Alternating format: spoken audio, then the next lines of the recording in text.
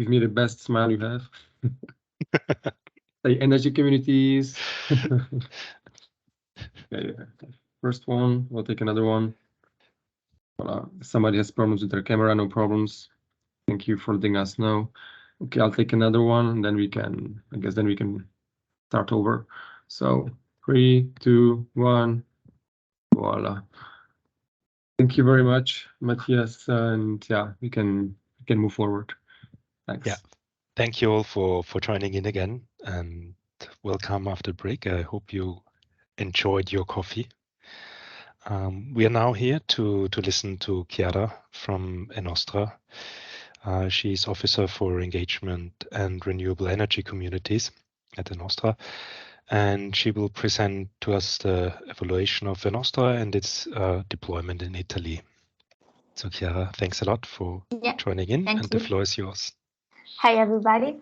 So yes, I'm bringing the practical example of the engagement strategy that we can use in energy cooperatives and also energy communities. So Enostra, you can go, Marta, to the first slide, please. Enostra was born as a cooperative in 2014, and we weren't an energy, let's say, we weren't selling energy from the start. We were just like a renewable energy provider that was established in order to, let's say, engage people in renewables in the territory in the Italian territory. In 2015, then we became member of the European Federation Rescoop EU. So hi, Felix.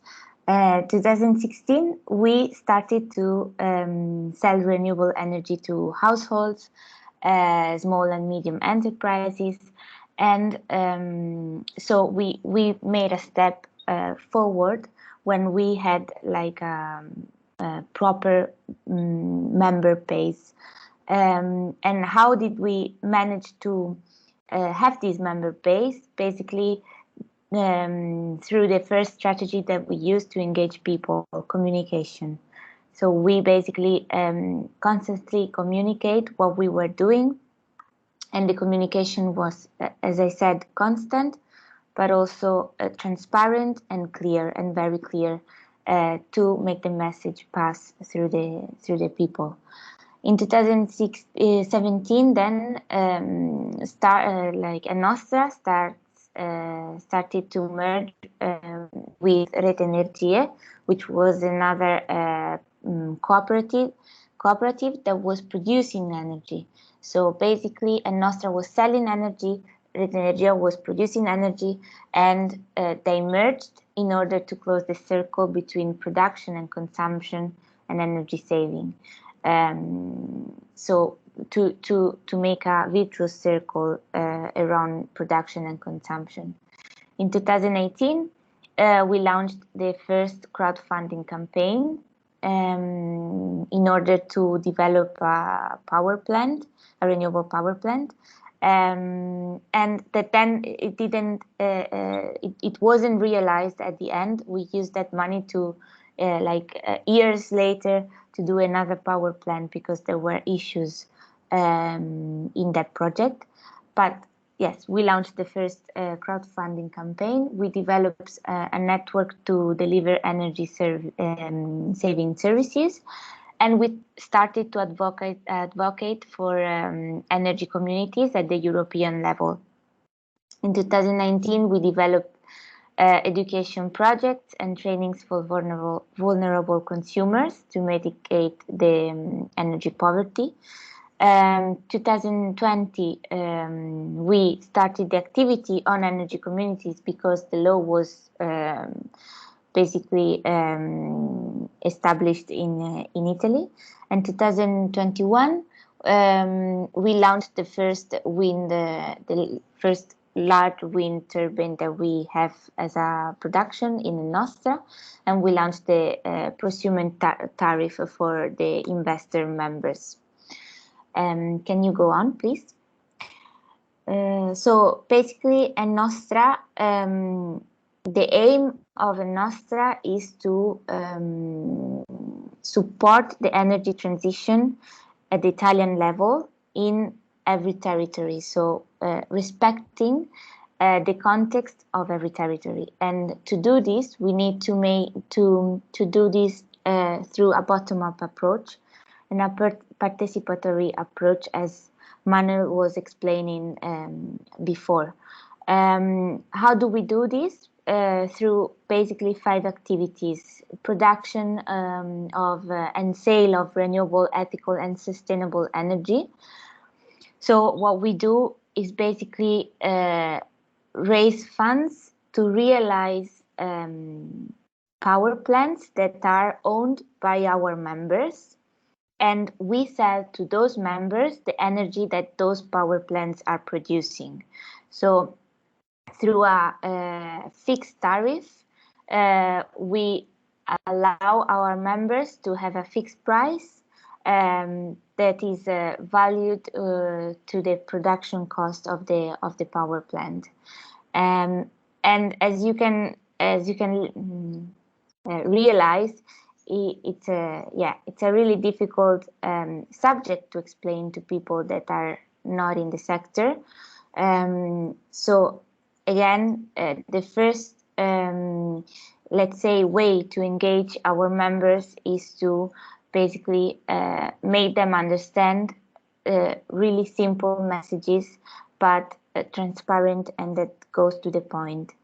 The third activity that we do is to provide services and solutions for energy savings and self-production, both for households and small medium enterprises.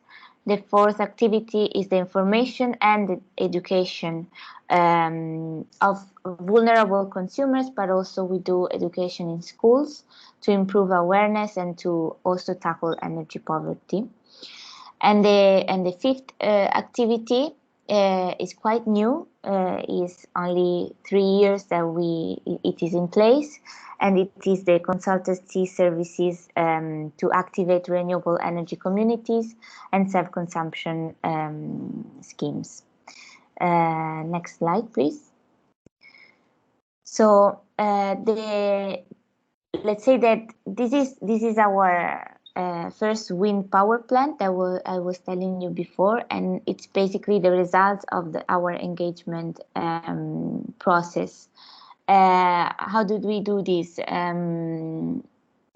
Basically, we opened a fund and we started to raise awareness through communication again around renewable energy and around collective power plants. And we were able to raise 2 million in order to build this plant and also other power plants. Of course, it wasn't only the renewable energy message that hits the people. It was also the convenience and the economic benefits that they could achieve. So this is another important element, I would say, is to also try to find the strength of your model and try and shape them into a strategy. So basically, the tariff, it's called prosumer because it's producing and consuming, and it's reserved only to the investor members. So as I was saying before, members who invest in this power plant receive renewable energy at a fixed price that is based on the production costs of our power plants owned by Nostra. And the price, of course, is fixed for 12 months, and every 12 months we assess the how it went, all our power plants, and we again publish the economic conditions for our members. To shape this prosumer tariff, for example, we were in contact with basically some members, and we did also a lot of webinars because it was in the COVID era. We did a lot of webinars in order to understand the needs of our members and to gain also knowledge from them to see what is the how do we want to shape this tariff. So we started from the needs, and we try to go as much as possible close to those needs. Of course, it's not always possible, but we try our best. So we could say that this model was also developed by our members, because every time we try to give a service, there's a constant exchange with the base, with the social base that we have.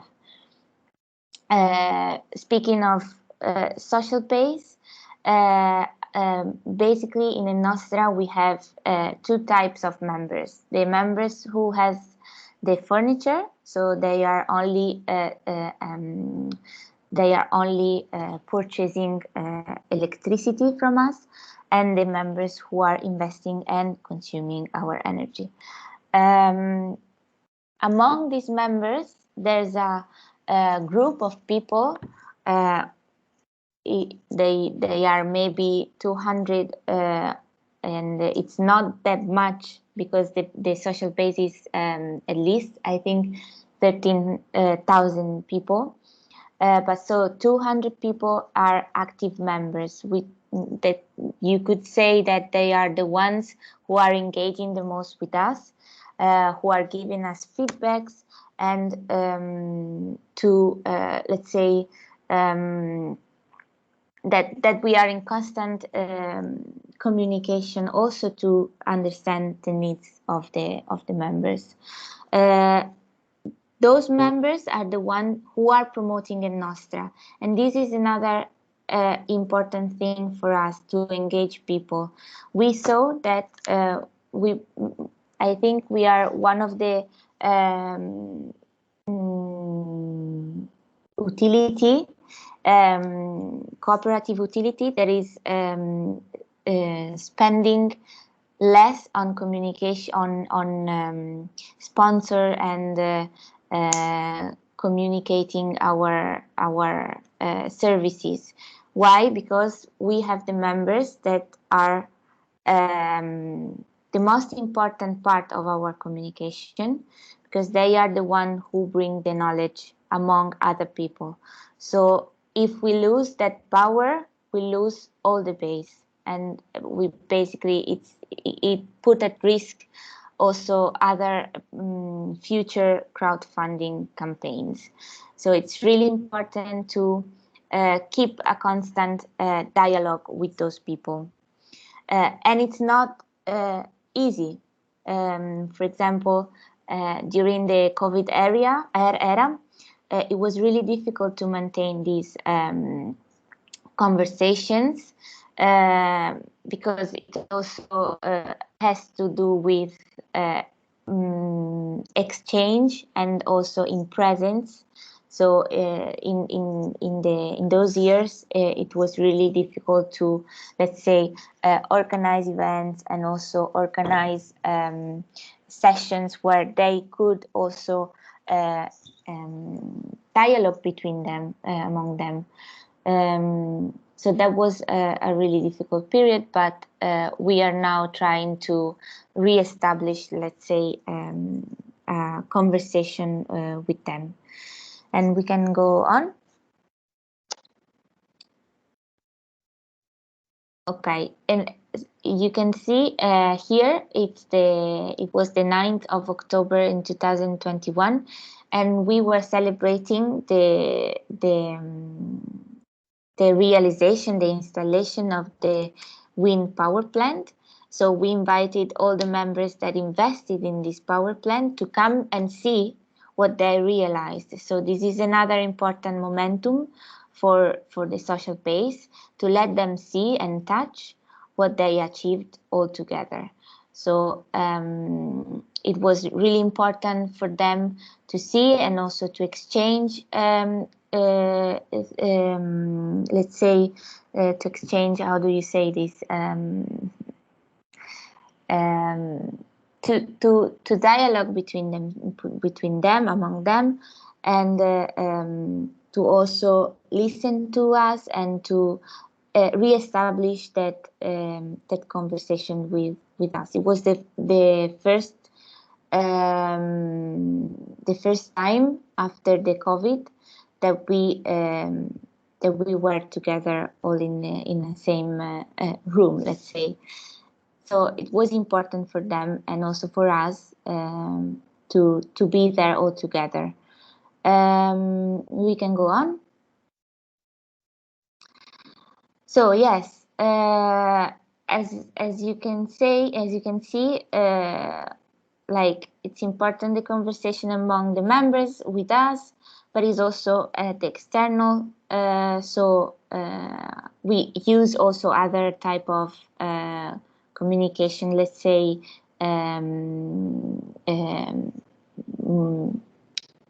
communication strategies. For example, one of those strategies is a tourist guide on wind farm in Italy. We were mentioned in this tourist guide that basically go around all the wind turbines in Italy. So people that want to go for a walk, they can pass through our wind turbine and see, and also again to see what we have achieved all together. And now we can go on. And I have already said this. I put these slides just to present you the communication campaign that we did. In the right side, you can see, like, the pictures that are in these slides are our members' pictures, and basically we were publishing the members that were already investing in the turbine, and a clear message that they wanted to basically give to other people. So those images were really important in order to engage with other people, friends with those people, because it was a social media strategy, basically. We can go on.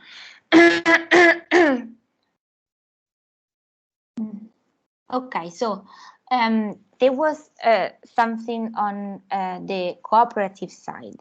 Then, as I was saying before, we also have a consultancy service on how to activate a renewable energy communities. We have already said this. It's a subject where production and consumption is basically collective, and it's a juridical subject where which aggregates different type of subjects on a local base. And the main objective is to deliver environmental, economic, and social benefits to the community where the energy community is activated. We can go on. Approximately 5 to max 10 minutes. Yes, just to let you know, also this is really, we can go rapid on this. Basically, it is difficult in Italy because we have a legislation, but it's also a bit insecure, all the process, because we don't have still some authorizations in order to make energy communities. So it's not really easy to engage people sometimes in this, because we have insecurities on the legislation part. We can go on the next slide. And also on the next slide, because we are running out of time. So here is the process that we follow. And the first step is a feasibility study. And you can go next to the next slide. The feasibility study is the main aim is to verify the existence of the preliminary condition in order to activate a renewable energy community. It's basically a really technical part, but also there is a social part. So we run a context analysis that leads to a complete picture on the different stakeholders that there are on the territory we want to activate the renewable energy community, and we open a discussion table with them. So we engage them and we see what is the objective that all together you want to achieve. We then identify a local contact person that will help us with the engagement part in the second phase. This is a really important moment because the local contact person has to be local and has to know the needs and opportunity of this territory. And it also has to be known by the people who live in this area. We can go next to the other slide. So in the second step, basically when we have the result of the technical part, so we know what we are going to realize, what type of power plant, how many members we want to engage, etc., we go and we inform the people about this project. We basically launched the first event, the first public event. And because we have trained the local contact person, we are able to open like information desks that people can go and ask for clarification, but also ask about energy in general or energy communities. They can ask around the topic. And with these information decks, we are also able to collect data that we will be useful in the next phases to understand our business model. Then the third step, so you can go on. The first step is the legal foundation. So we need to found the juridical subject. And here there is not really an engaging part. At least the most important engaging part is the second phase, where we inform and collect the data. Here, basically, we collect what we have done in the second part. So we assist in the constitution of the juridical subject, and then we form the new directive board of the renewable energy community. We can go on the next slide. So that was basically the process that we follow. Then there's one thing that it's really important to understand, that renewable energy communities are one of the means to decentralize, decarbonize, and democratize the energy community. And this has to be really clear when you go to speak to the people, right? So it needs to be understood that people are at the center of this transition. And they, in order for them to be ready for this change, means to make them understand what is at stake. So the environment, the self-sufficiency, the social benefits that can bring to them. So again, to make clear the benefits that the service can bring to the people. We can go to the next slide. And how do we do this? Is to have a holistic approach. So we need to engage different type of people. Energy can be a very difficult and technical topic, but we can make it simple for everyone to understand. So it needs to be inclusive in this sense.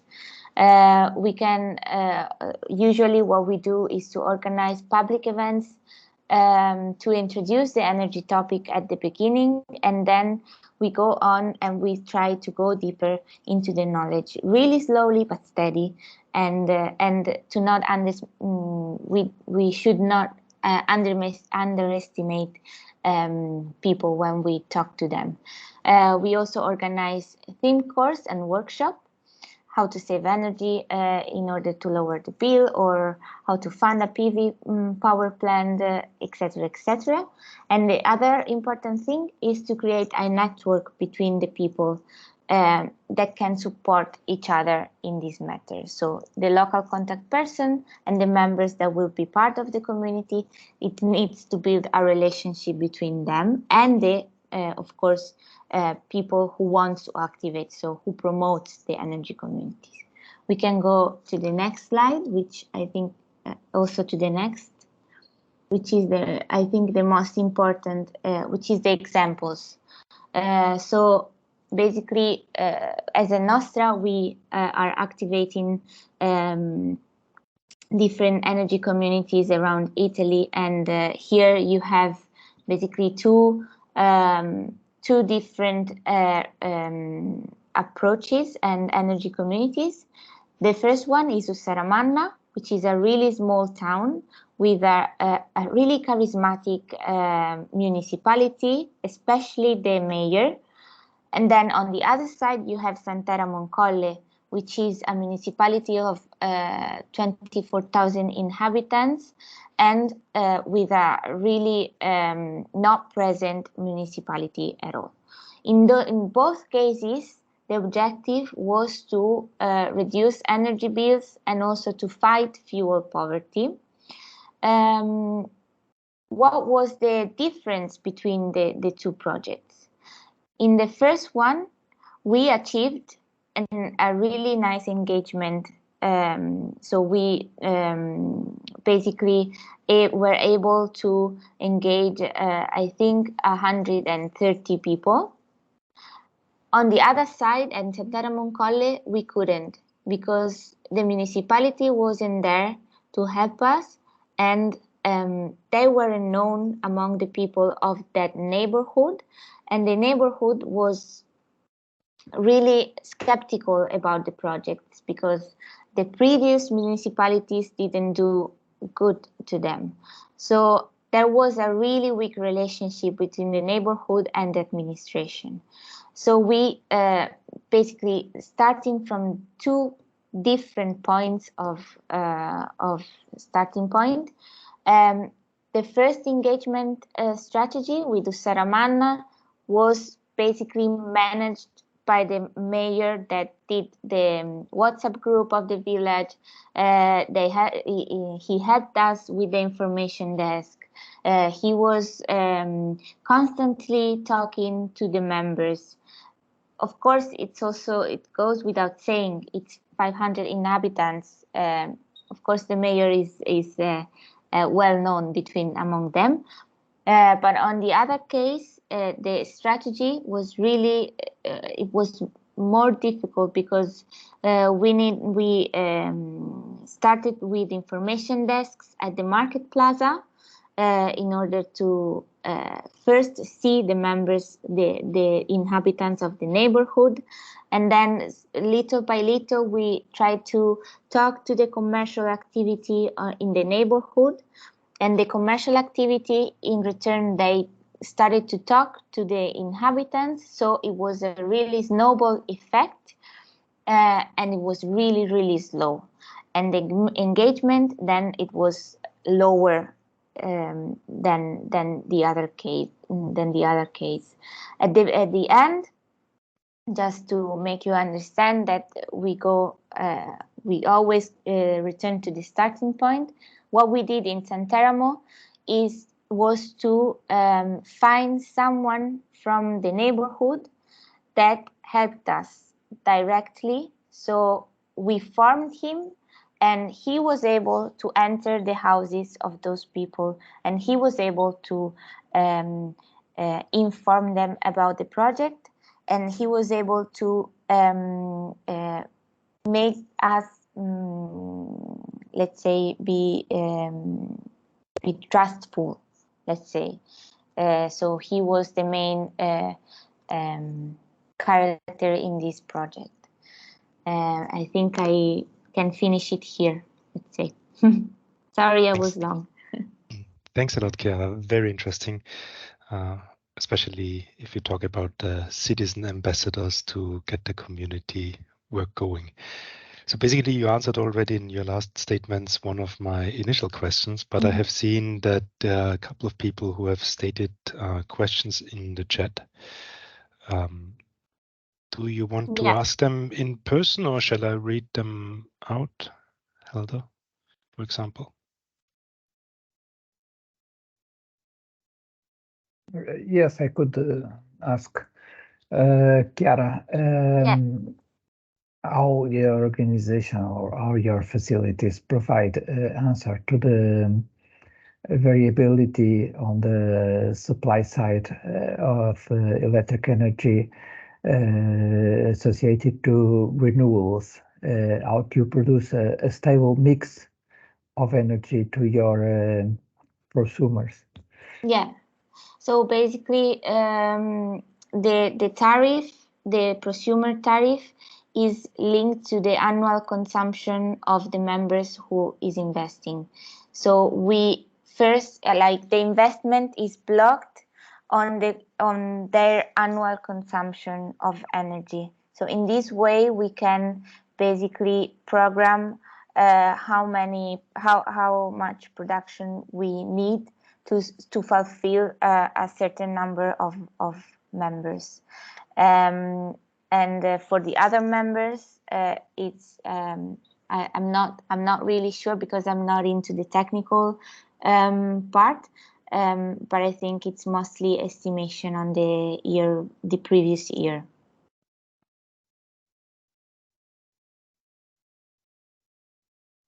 I don't know if the question is not exactly that one. Is I explain better, if you allow. The renewable energy introduce a variability on the grid because there is no sun every time, there is no wind every time. How to manage the situations where there is a lack of renewable energy to supply, to maintain a stable supply? Do you buy energy to external to your grid or something like that? Yeah, basically, first of all, we are using the public grid, and secondly, we purchase energy from the market with the garanzia d'origine, which I don't know how to say it in English. Maybe Riccardo can help me. Yeah, I'm like certified origin or something like that. Exactly. That is understandable in Portuguese, actually. Okay, nice. That's perfect. So we buy energy from the most of our energy is bought from the market. For our classic members that is only purchasing energy. And then we have the virtuous circle of production and consumption, the investment and the consumption of the energy that is produced by our own power plants. That is another thing, and it's virtual, it's not physical. So we basically sell the energy to the grid, we rebuy it, and then we sell it to our members. So we don't need to have a demand and supply flexibility, let's say. Thanks. Martin, I would take you first and afterwards Toto from the chat, I think. Yes, thank you, Matthias. So Martin Stellani from European Power in Brussels. Thank you very much, Chiara, for a nice presentation. You mentioned a lot of different aspects, such as funding, engagement, etc. I would like to know, what do you think is the biggest challenge usually when putting in place this project? Is it more the engagement of the right people, or is it raising the money, or is it the legislation, or do you think it's the combination of three? What is usually the main barrier that you have to face and is the most difficult one to overcome? Thank you. Yeah. I would say that in our cooperative, the most challenging part was to shape this model that is really technical, and it was really difficult to imagine and have the right type of data to run it, because then the raising funds was not that difficult. and because it was also the moment we did it that there was the crisis in Ukraine, and then like the context was good in order to raise money on this topic. And on energy communities, definitely the legislation. It's the main obstacle because yeah, we are waiting for this decree that has to come up, and it really gives a stop to all the projects sometimes. So it's not easy. Thanks. Todo, you want to ask your questions from the chat, and yes. afterwards, Thank Rogelio? Thank you. Chiara, first of all, thank you very much for this presentation. It's really useful to see real examples of energy community. So my question is with regards to the turbines, because as far as I know, they require regular service and maintenance. So how have you arranged this service to these turbines, and how do you share the cost for this service? It's my question. The second question you have already answered. How do you supply the electricity to your community members? Okay. So, okay. okay. Yeah. Thanks. So maybe what I should say first is that the wind turbine, the realization, the installation, the maintenance is made by the cooperative and not the community. Like it's not like an energy community that the members needs to address a certain type of problems and solution and etc. We are the ones who are in charge of make everything how do you say work, let's say. The maintenance cost was put in the tariff. So every year we shape the we basically set a tariff, and it's based on different type of costs, which include also the maintenance cost. If the wind turbine was not working, then the tariff the year after it's going to raise. If the production was really nice in 2023, 2024, the tariff will get lower. Let's say like this. It's so we are the one who are maintaining the.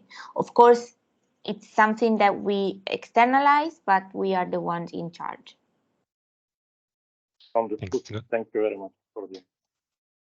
Thanks a lot. And keeping an eye on the time, Rogelio, I would ask you to have a quick question.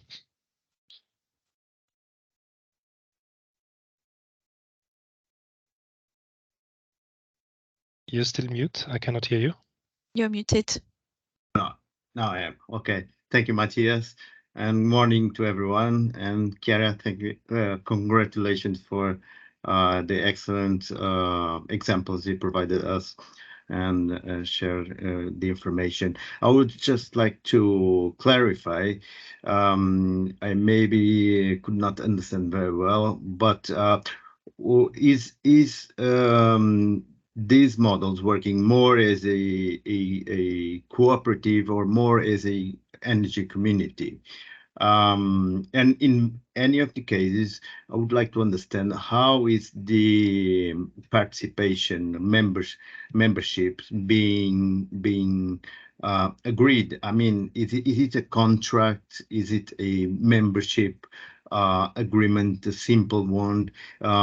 Would it be possible to share with us, with the consortium, some templates of these agreements so that we could understand what were the main conditions and main barriers and obligations of participants?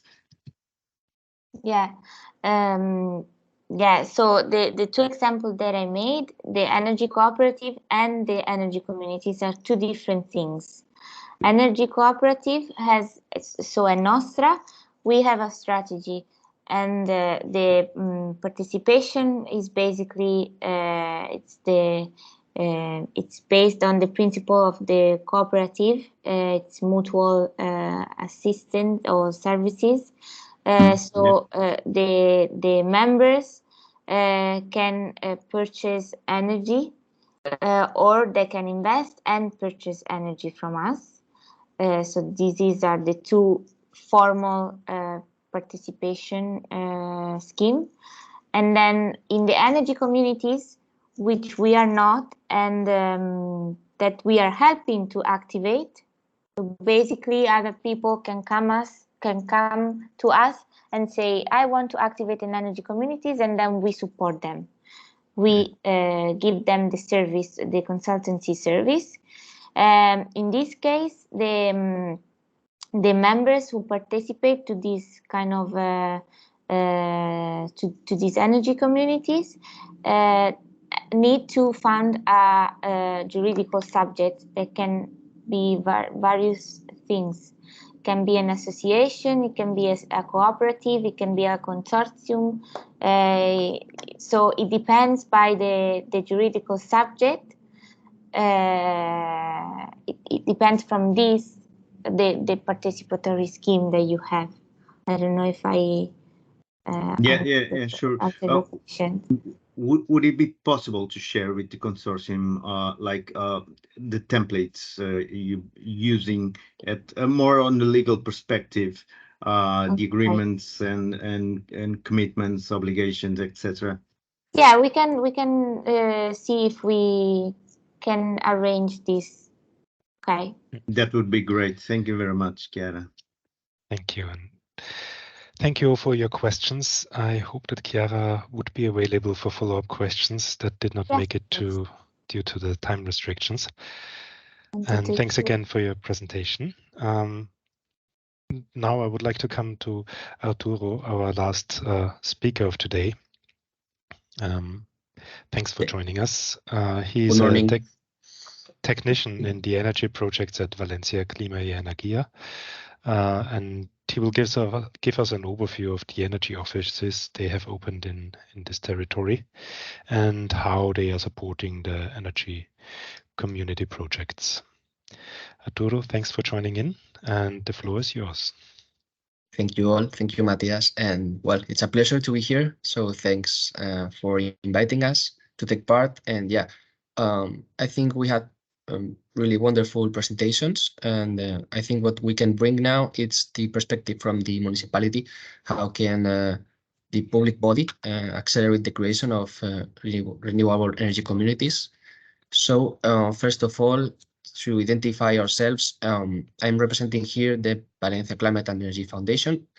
It's a municipal foundation. It means we have our budget based on municipal funds, basically, and have also some extra input from European projects. And our role for the municipality is to, let's say, be the link between the big policies regarding climate change mitigation and adaptation led by the municipality, so we can bring them down to earth to citizens and help them understand what does it all mean, how can it impact their daily lives, and what can they do to be, let's say, actors being in the core of this energy transition. And there's also here this logo of Power Up project. This is a European project that we are participating in, and it's about creating social energy market players. And I think this sentence matches perfectly with what energy community might be. So let's go next slide, please. Okay, for us, as our role here, as said, is to be a link between the municipality and citizenship. Let's say we want to improve this relationship. We are managing different one-stop shops in the city. These are physical venues that are located in different neighborhoods. We started the first one at 2019, and now we just opened 2 new locations. And just to tell you the importance about having a physical venue. One is between a bank and a barber shop. The other one is on the public park, and we share the same building with the Federation of Neighborhood Associations. And a third one is on the public market, food market. this way, we try to, let's say, normalize the energy concepts and making them part of the daily lives of citizens. And that's our way to, let's say, get to citizens and make it easier for them to access some difficult concepts that are related with energy and to make it understandable. And let's go with the next one. Okay, sorry, because I just noticed half of the slide is in Spanish, but I will tell you by word. We have on the Energy Office, which is the name of our one-stop shop, different activity areas. There's 4 main, but I would add a 5th one, which is cross-cutting, which is understanding energy bills. We think this is the starting point for any citizen to get closer to energy, which is first what I'm paying for. Is it energy? Is it instant power? Is it fair? Are they taxing me correctly? So first thing, getting to know what are you consuming and if it's the price is correct. And then the next area should be right to energy. This is about energy poverty. We have an agreement and collaborate with social services from the municipality. And we try to identify people in energy poverty and help them understanding what are their rights regarding to energy that they don't know about. They have some rights about not being disconnected or having some social bonus, and help them pay the less possible. Then we have the energy efficiency area. In this part, we work about behavioral change and also having some small actions at household level that can reduce your consumption of energy, and for more advanced cases, energy rehabilitation of your buildings or your apartments. Then we have renewables, and today we'll speak more about this side, and it's about installing renewable energy individually and collectively, especially with energy communities. And a 4th area, which is energy transition, and this is focused on educational centers. We go to schools and make an energy team with the students and the professors and try to build an energy efficiency plan so we can tell them how to improve their situation on energy issues. So next slide, please. And I think you can run it until the end. There's some, yeah. Perfect. As said, on the 2019, we launched the first energy office, and at the same time, we had a new national regulation on collective self-consumption. So for the first time, it was allowed in Spain to share energy.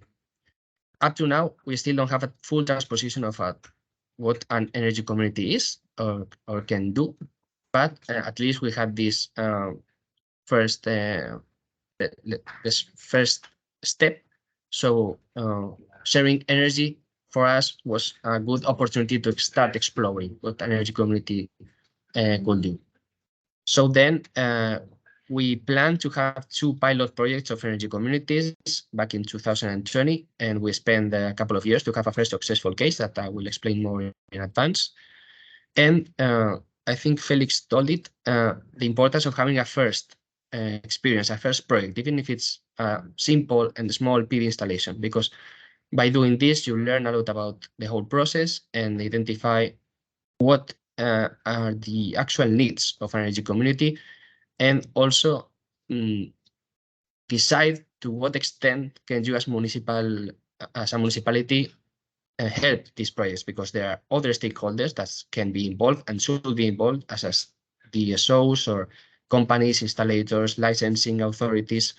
And a good point about trying to promote energy communities from a municipal perspective is that for us it's easier to reach other stakeholders and involve them in the projects, because usually for citizens they are not available, or if they ask, they are seen as something that's strange for them and not interested. So it's good to intermediate between all stakeholders in this sense. And next slide, please.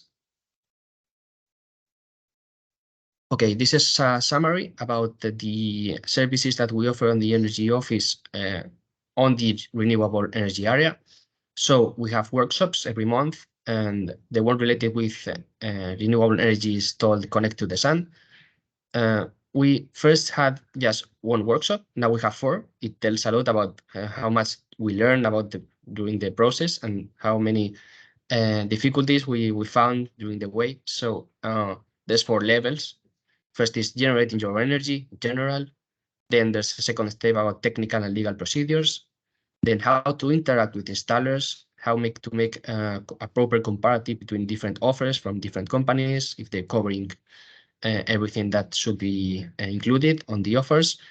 And the last is the share energy in your neighborhood. This is energy communities. You can have self-consumption individually, but it's worth to speak with other neighbors and start speaking about creating something new, something more collectively ruled. And this about workshops. Then, of course, we've tailored advice with personal dates in the energy office, and we cover many things. First, more generic information about PV installations, their working principles, components. Then something that is really tricky and it's stopping us now, it's the access to roofs. You can just come to the energy office and ask for how many PV panels can I install in my roof according to the available surface. And that's a starting point to start discussing with your neighbors. And with this report comes a first techno-economic feasibility study saying how much would I save on my bill, the investment cost, the payback period, and so on. Then we also give some advice on comparative of different offers, as said, and check if everything is covered in what companies are offering, identification of key elements. And finally, for renewable energy communities, that is what is more interesting today, we gave a tailored and complete support, and we designed it with everything that we learned during the last years, a complete training itinerary for energy communities that we will see on the next slide.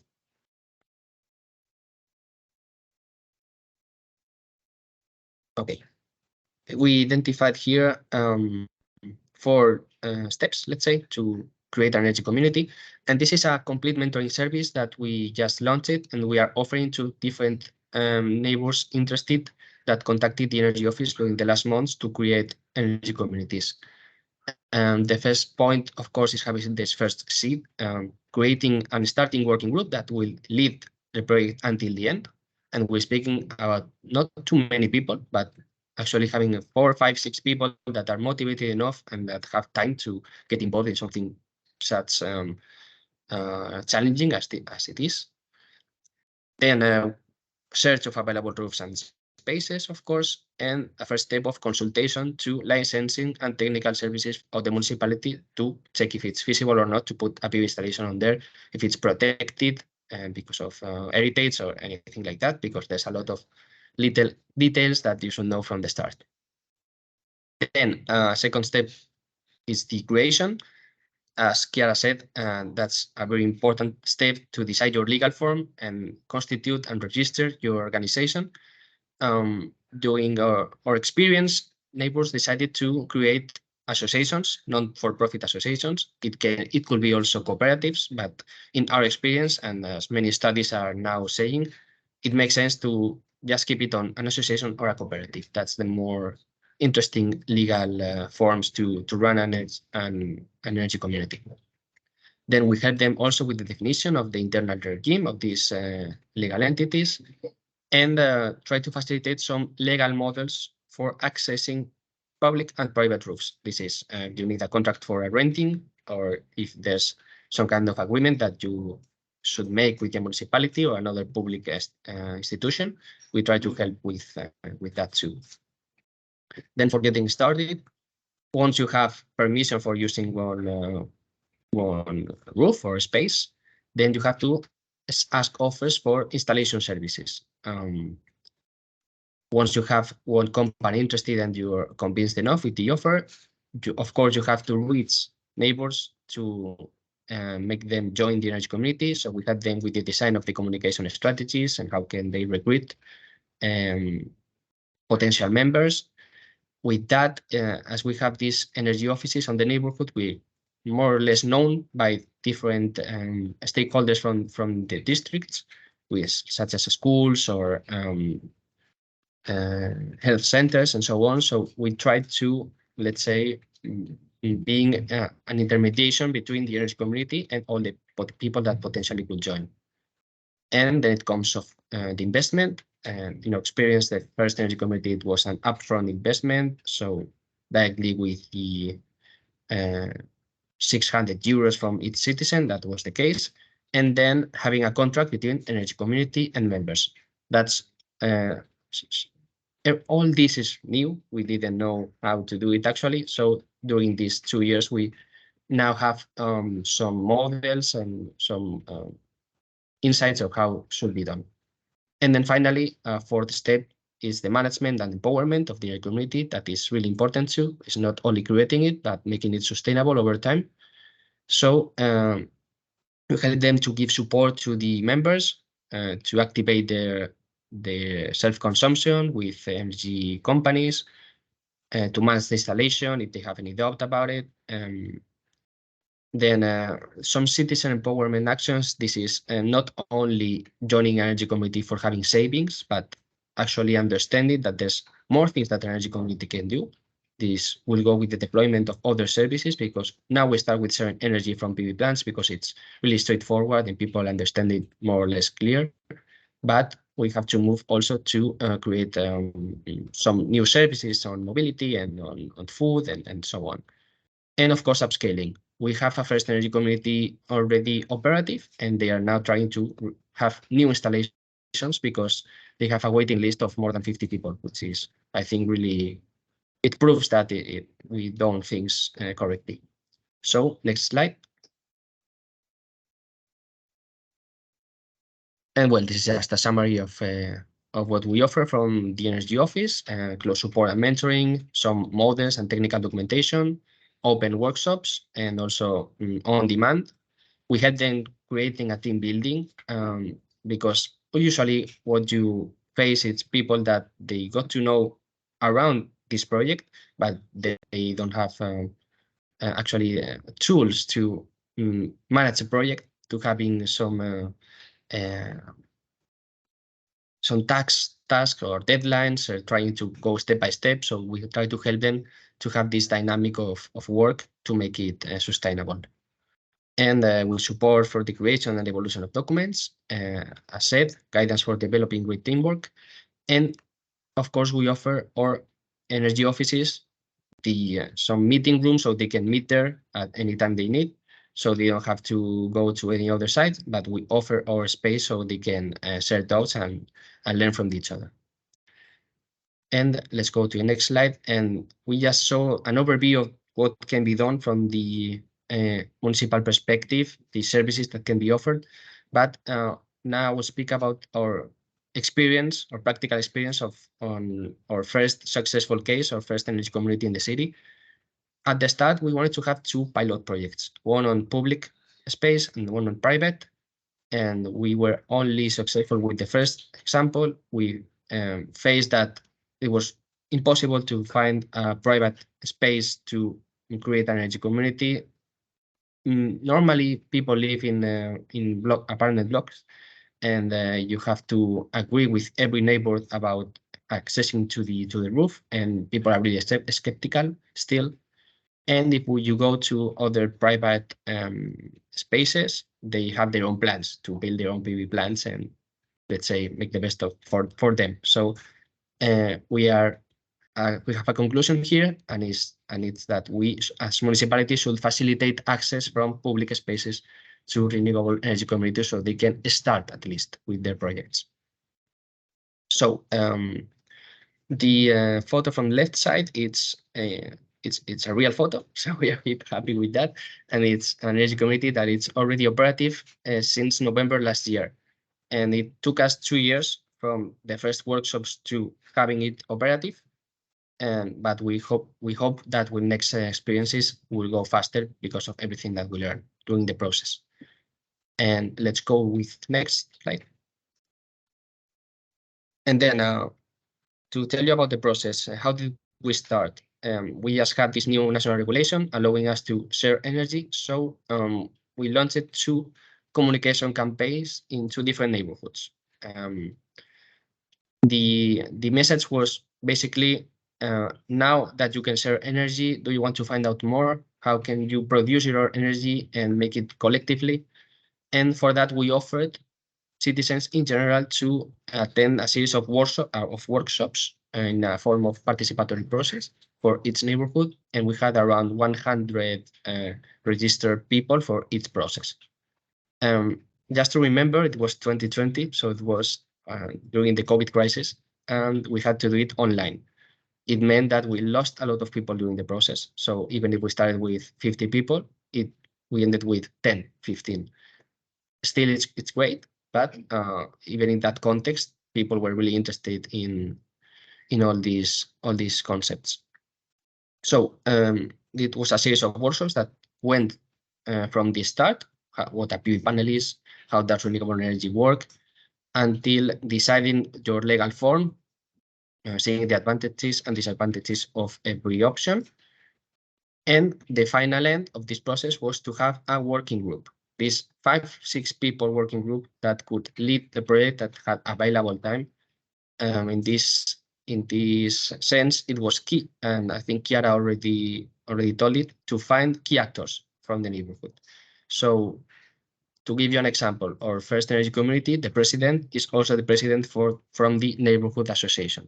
So it's a trusted person that can reach many people and that can act as intermediation between municipal plans and people that they really know. So also what we made at this point is, even that we had one-stop shop, the energy office, this is a really time-consuming activity. So we contracted some expert energy cooperatives, local energy cooperatives, to facilitate the process, to help us on that.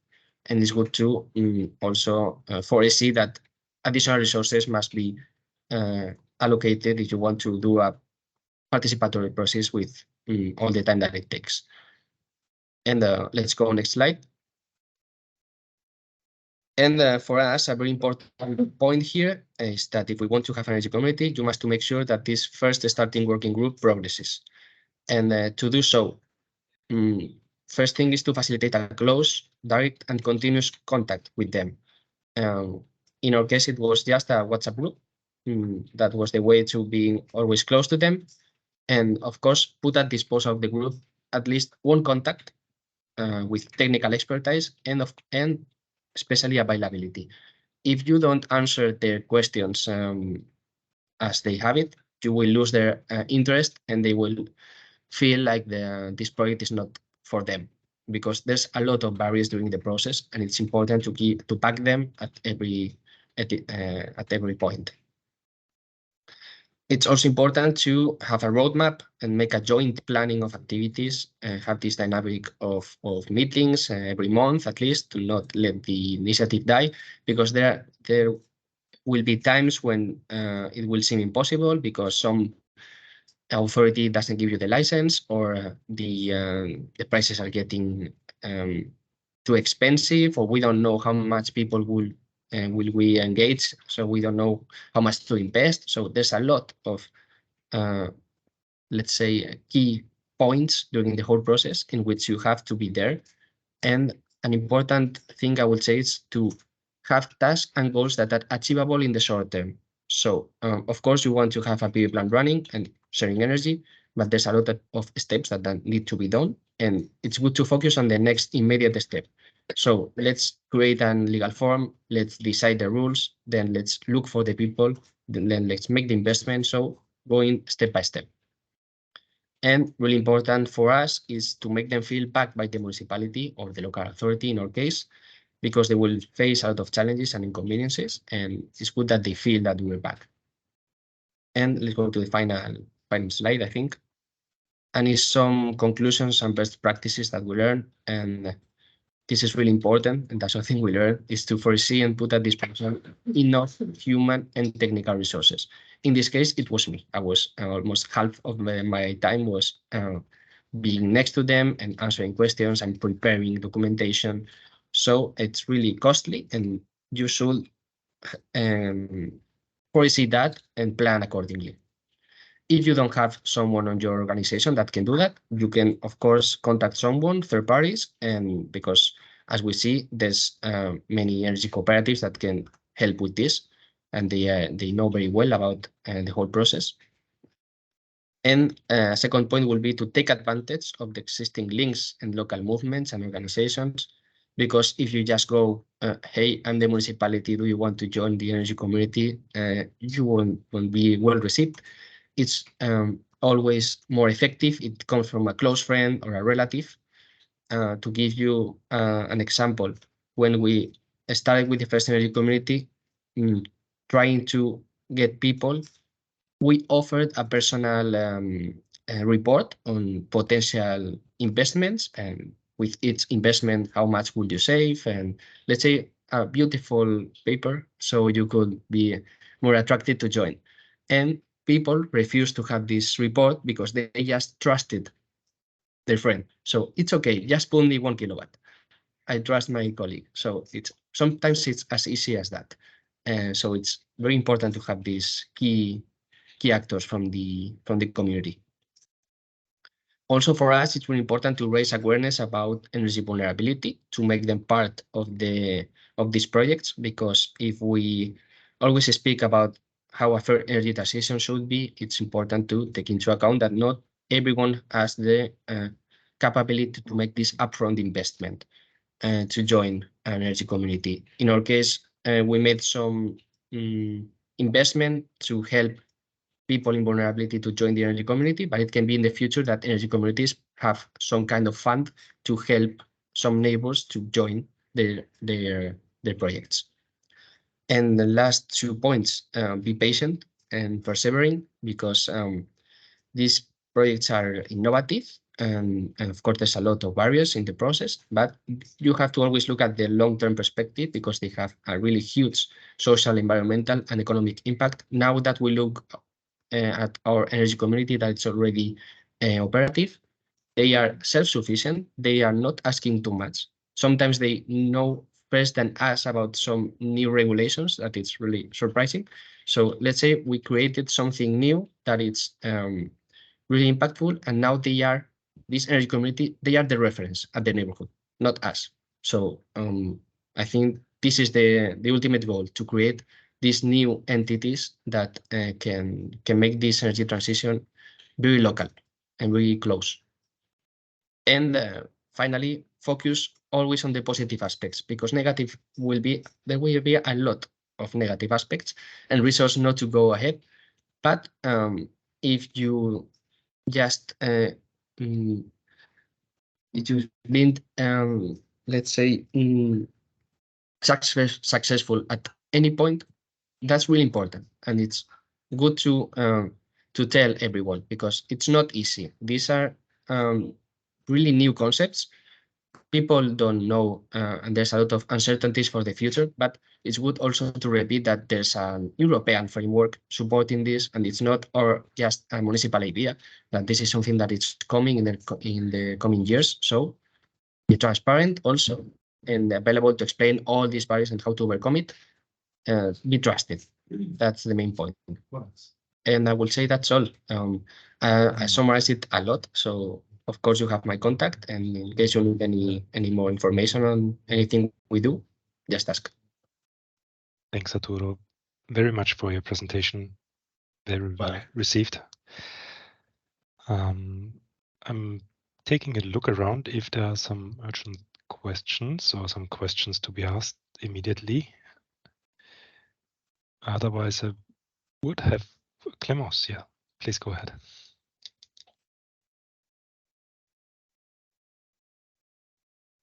Hello, Arturo. Thank you so much for your presentation. Actually, yeah, I had one quick question. In all these services you offer, what is like the question that comes up all the time when someone wants to set up an energy community? Like, what is the pressing questions you get, or what do they worry the most about in your experience? Well, yeah, I mean, I cannot highlight just one, but one is that it's really repeated. Is it actually legal? So having remove this this fear. It's really important. And the next more important thing is I cannot convince my neighbors to do this.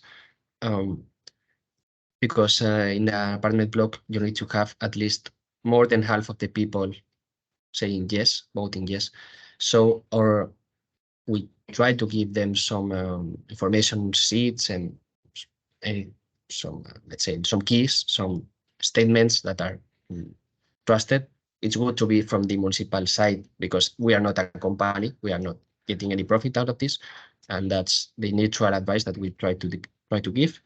And the other answer for this is maybe you are not, you don't agree with your neighbors, but there are other neighbors from other apartment blocks that are in the same situation. So create an energy community and look for other place. That's more or less the answer. Marta, do you also have one question? Yes, thank you. Thank you for your presentation. So you said that, talking about engagement, you said that you go to school and try to start engaging people from, I suppose, a young age. How do they respond to this? I don't know if I make myself clear with this question. Yeah. Like, what's Yes. the feedback that you receive from people From young people. so young? They are really interested. We don't speak about energy communities, okay, at schools. We speak about more understandable concepts such as reducing your consumption or being aware of what is consuming more or less and put it in practice on school and later on at your house. And they are really active and they are really a key element for the future. And from some schools or institutes, they came to the conclusion that they should have PV panels. And that's when we enter here with the idea of energy communities. But it's process. So first, understanding about energy with them, it's you have to make it really low tech. Good thing is that we have environmental educators. It's not engineers, so they know how to speak. Yeah. Fantastic, thank you. Thanks. I would have a quick final question. Unfortunately, we're running out of time. But why do you decide as municipality to offer these services? And how do you fund it? Basically, that's great what you're doing, and I really appreciate it. But you need to have someone who is convinced that this is a good idea to spend the public money in the end. Yeah.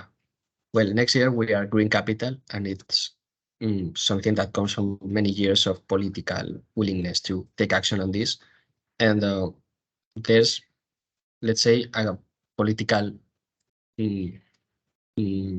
commitment here, but there's also an opportunity to go and get European funds. That's always an argument. I mean, if we are in innovative projects and something that the Commission is asking for, we will be more easily in European projects such as this one, and getting some funds to help your own plans.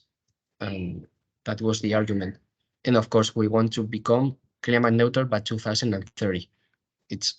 That's something that was approved by all municipal members, not only the government, but everyone in the plenary. Yeah. So energy communities, that's a key tool. Yeah, that's perfect. Then it's perfect. So having this agreement, good luck with this. And what I've learned from other green capitals is that being green capital speeds up all the processes by at least one political cycle. So you say 4 years being green capital because everyone wants to implement everything with high speed. Yeah, okay, thanks a lot. With this, I think I will start to the wrap up and the final part of our today's session. So thanks a lot. Wow, it was incredible. Thanks again to all the speakers. You have set the bar really high for the upcoming events. So I hope you all enjoyed it as much as I did. I've learned a lot of things.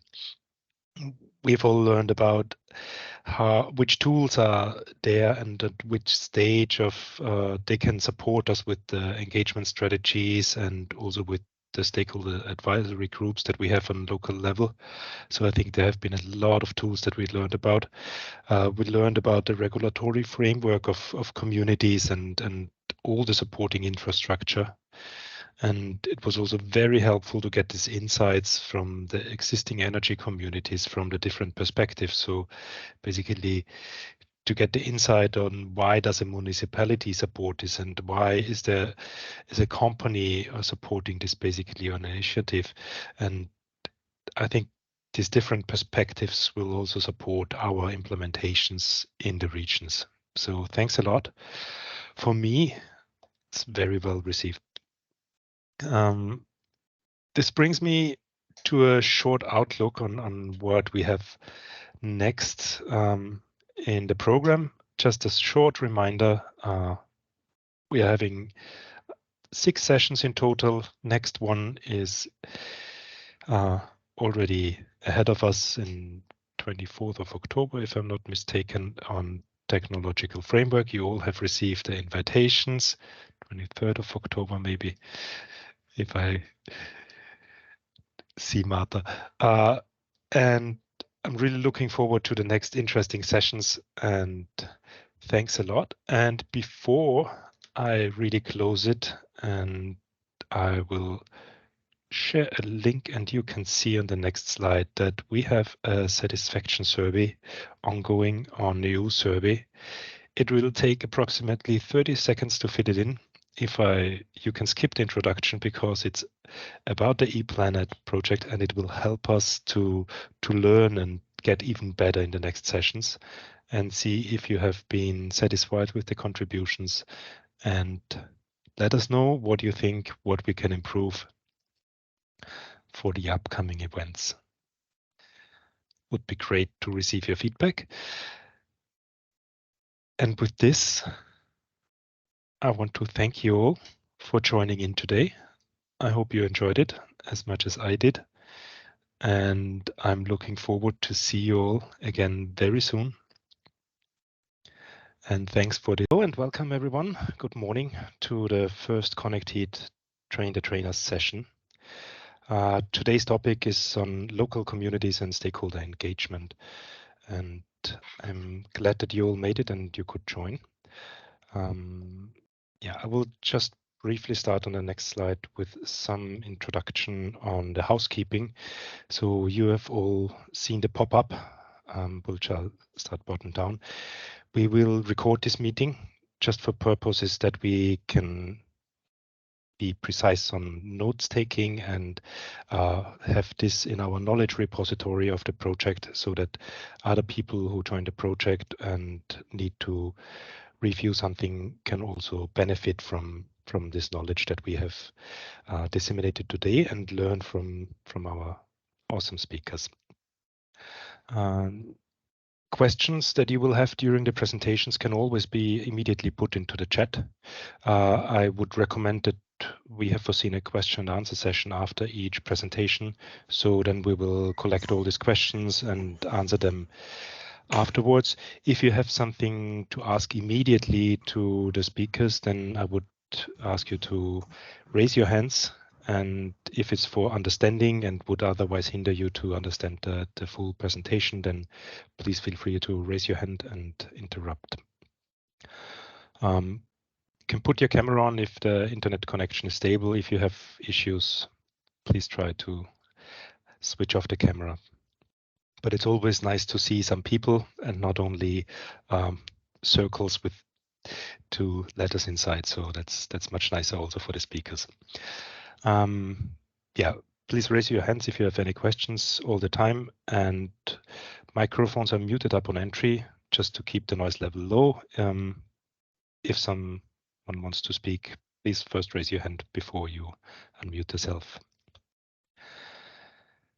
Okay, and on the next slide, I'm shortly introducing what we are doing with the capacity building program. Maybe I also take the opportunity to just briefly explain ConnectHeat. So as a ConnectHeat project, we will develop an enabling policy framework for the development of community energy initiatives. aiming at decarbonizing the heating and cooling sector in 7 target areas located within Europe. And speaking about the 7 target areas or pilot areas, we have a widespread of advancement basically on either how energy communities are established, how working groups are established, and how the situation is in the heating and cooling sector. So basically, that's a diverse set of regions that should enhance with their developments towards, in the end, reaching an energy community or community energy solutions in the district heating and cooling sector. So just to let you know, also for the speakers, it's not that we are all at the same status. So the information you provide can be beneficial from the beginning until from the first steps until the final steps. Okay. Now coming back to what we are having here today for the capacity building program, we have one back, please. We have the capacity building program consists of 3 different sectors. One is what we are having here today. It's the train the trainers, the training for project partners and people involved in the project directly. So we are going to level the knowledge of the team and trying to enhance where it's needed and get support for the developments in the 7 pilot regions. That is the aim of this train the trainer session. In a second step, the partners will provide local training sessions based on what they have learned during this train the trainer program. And then therefore will bring the knowledge to the local communities in the local language, so to lower the barriers. But we were not able to organize full holistic training in all the different languages we serve. And third but not least, it's on the European level. We are also foreseeing some European events to share the knowledge and experience that we have gained through the implementation and through the trainings that have been developed within this program. So now I'm taking one step further to today's training session, or to the train the trainer sessions in general. In general, we have foreseen 6 sessions. It's a series of events. Today is the first one on local communities and stakeholders engagement. And therefore, I take the minute to also explain it again to all of us, what we have foreseen to be happening in the next couple of months. So first session will be on local communities and stakeholder engagement. Then in the second session, we will talk about the technological framework of implementing renewable solutions in community energy solutions with respect to district heating. We will have a session on non-financial cost benefit analysis. So it's not always about euros and monies, it's also about benefits, other benefits. We have one dedicated session for the legal and organizational framework of community energy solutions and district heating solutions. We have one session on financial tools and business models. So there we will talk mainly about the euros and everything that was not part of session number 3. And as a 6th session, we will have a detailed analysis of a real life example. And this will be closely linked, most probably, to the excursion we will have next spring to one implementation of a community energy solution or district heating solution with renewable energies. And that brings me already to today's session. Today, on the next slide, we have a fully packed program. I'm aware it's going to be intense, so we will have a break in between.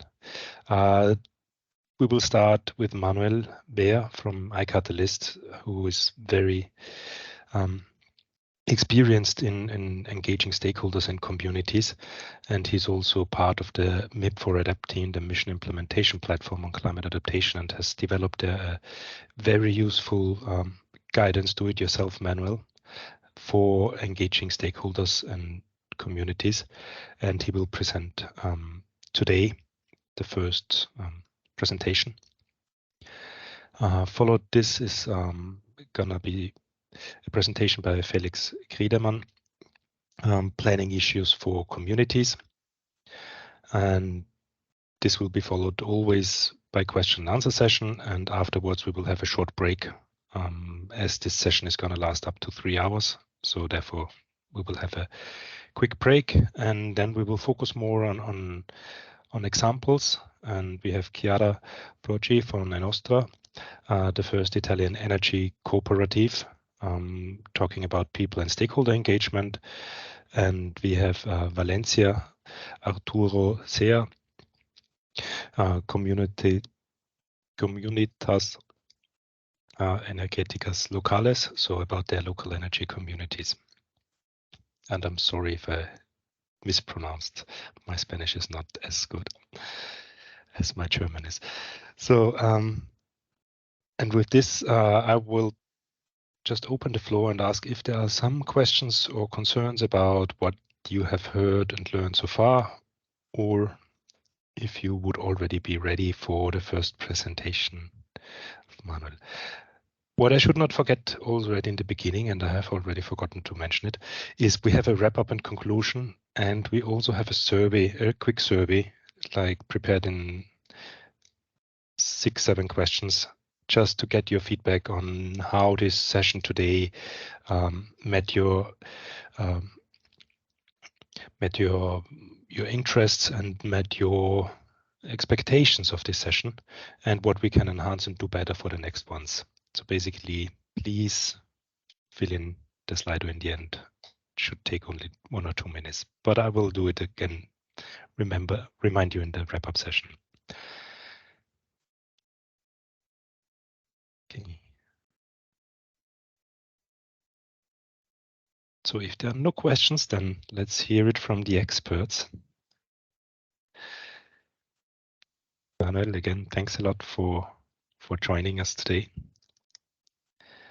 And as soon as we have the slides up, I would say the floor is yours. Okay, so here comes good morning, everyone. And yeah, also to say thank you from my end for this invitation to Matthias and all the Federating team. And as Matthias was introducing before, today in this presentation, we are going to talk about this do-it-yourself manual for stakeholder and citizens engagement and mobilization.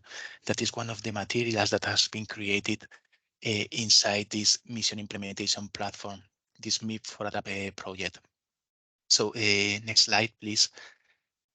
And maybe now you are wondering why we are presenting this about this manual about climate change adaptation, when probably you are more interested in other topics more related to decarbonization or climate neutrality.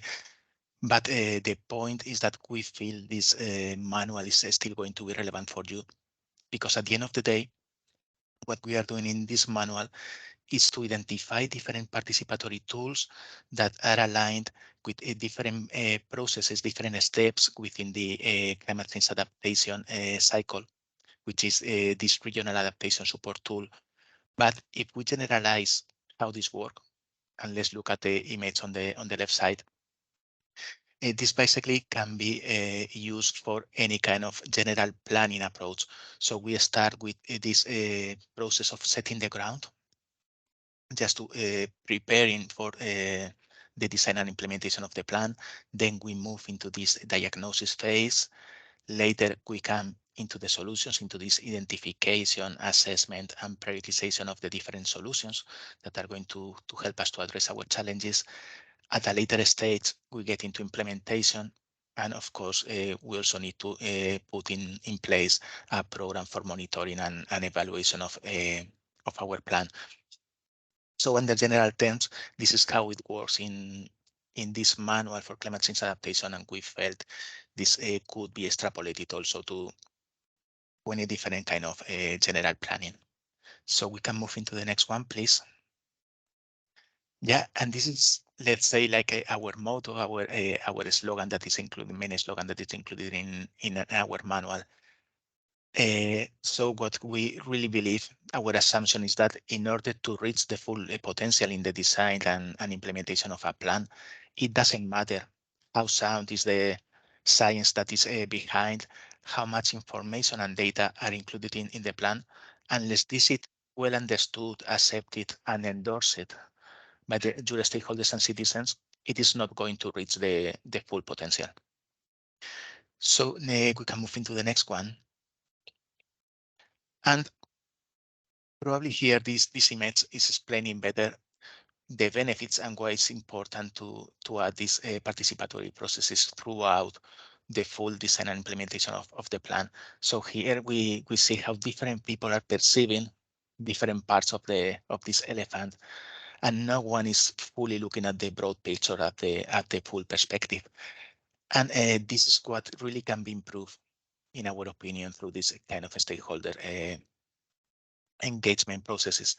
So at the end of the day, our real focus is to try that this kind of participatory processes can support our planning to be first more salient, and this means that we can incorporate these multiple perspectives coming from the different citizens and stakeholders into our plan.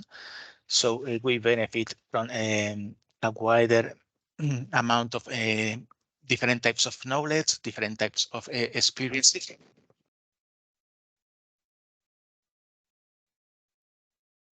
Sorry, I'm going to continue because I need to close the door because it's a bit noisy. Sorry. So we can benefit from this multiple perspective. Also, we feel it's quite important that the planning is informed within a bottom-up approach. So we need to avoid just limiting to this top-down approach by incorporating this different perspective from our stakeholders.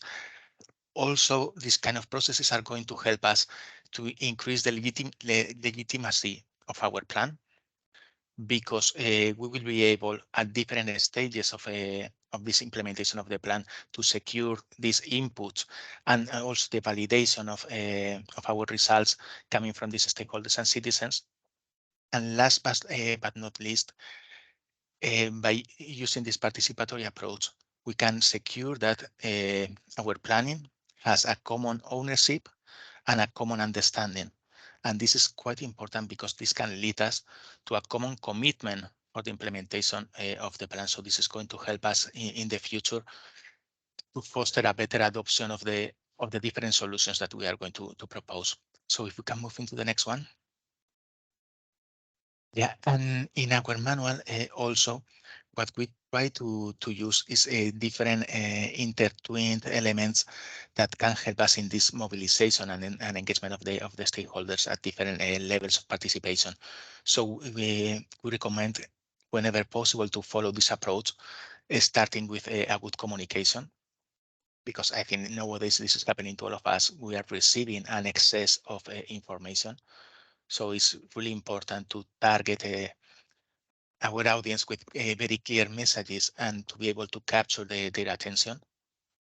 Also, this should help us in the engagement as a second step, and we really need to look for an inclusive and broad engagement of the overall group of stakeholders.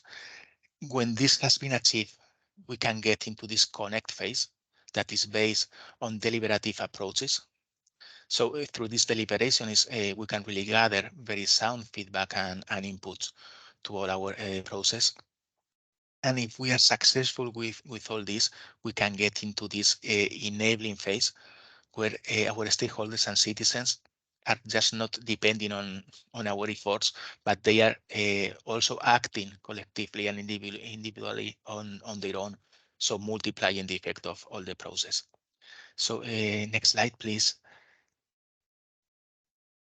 And yeah, And with this, we have more or less completed the more, let's say, theoretical background of that is included in the manual. And we are going to start going one by one through the different phases in this general planning and looking at the different engagement tools that can help us to secure and gather inputs and validation for our results in each one of these phases. So we start with this initial stage about setting the ground.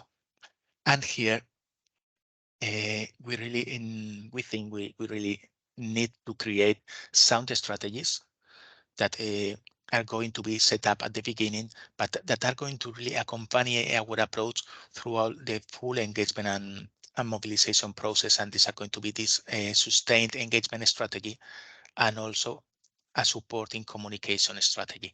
So let's start with the engagement strategy. Next slide, please. And here, what we are trying to do is to answer from the very beginning, from the onset of our action, to a number of guiding questions. So first one is going to be why we want to engage with our stakeholder and citizens.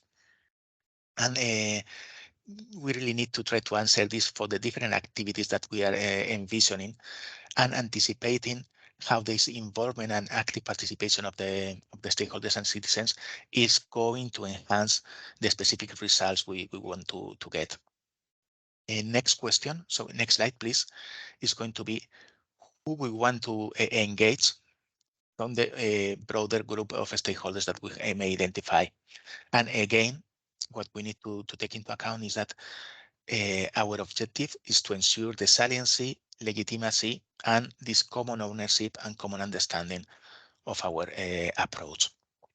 So next one, please. For doing this, for instance, in the manual, we are suggesting different tools. So on the left side, we can see the three phases that we are recommending for conducting this engagement and identification of actors.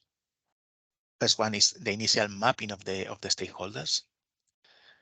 Second one is this categorization of the stakeholders, and this is related to the figure that we can see on the right side.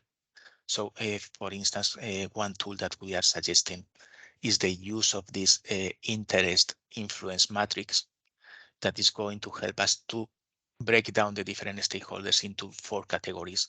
So we have these key players that are the stakeholders that both have a high interest and a high power in a specific issue to support that the challenge that we are addressing can be successfully coped with. So this is where ideally we should have most of our key stakeholders, but also what is more important is that this can help us to identify this latent category that is formed by different stakeholders that would have the power to influence the process, but so far we have learned they are not so interested. So we need to, for example, focus most of our engagement activities in these stakeholders, and also to identify what are the defenders or apathetics that are stakeholders with no so high power, but with different level of interest in our approach. And finally, we can conduct a stakeholder analysis, for instance, using a social network analysis in order to identify the different power relationships and other kind of relationship, for instance, in terms of flow of information, etc. Just to identify who could be the drivers or who could be the bottlenecks in the implementation of a process. So next slide, please. And yeah, as a final 2 questions in this engagement strategy, we need to identify how much is going to be required from these stakeholders in their participation. So in other words, what is the level of expected level of participation? We need to be very clear and transparent about what we are going to request from them. But on the other hand, also we need also to be very clear on what they will get in return. What are the benefits that they will get, and also what are the benefits that they can help that let's say the overall system can get in return.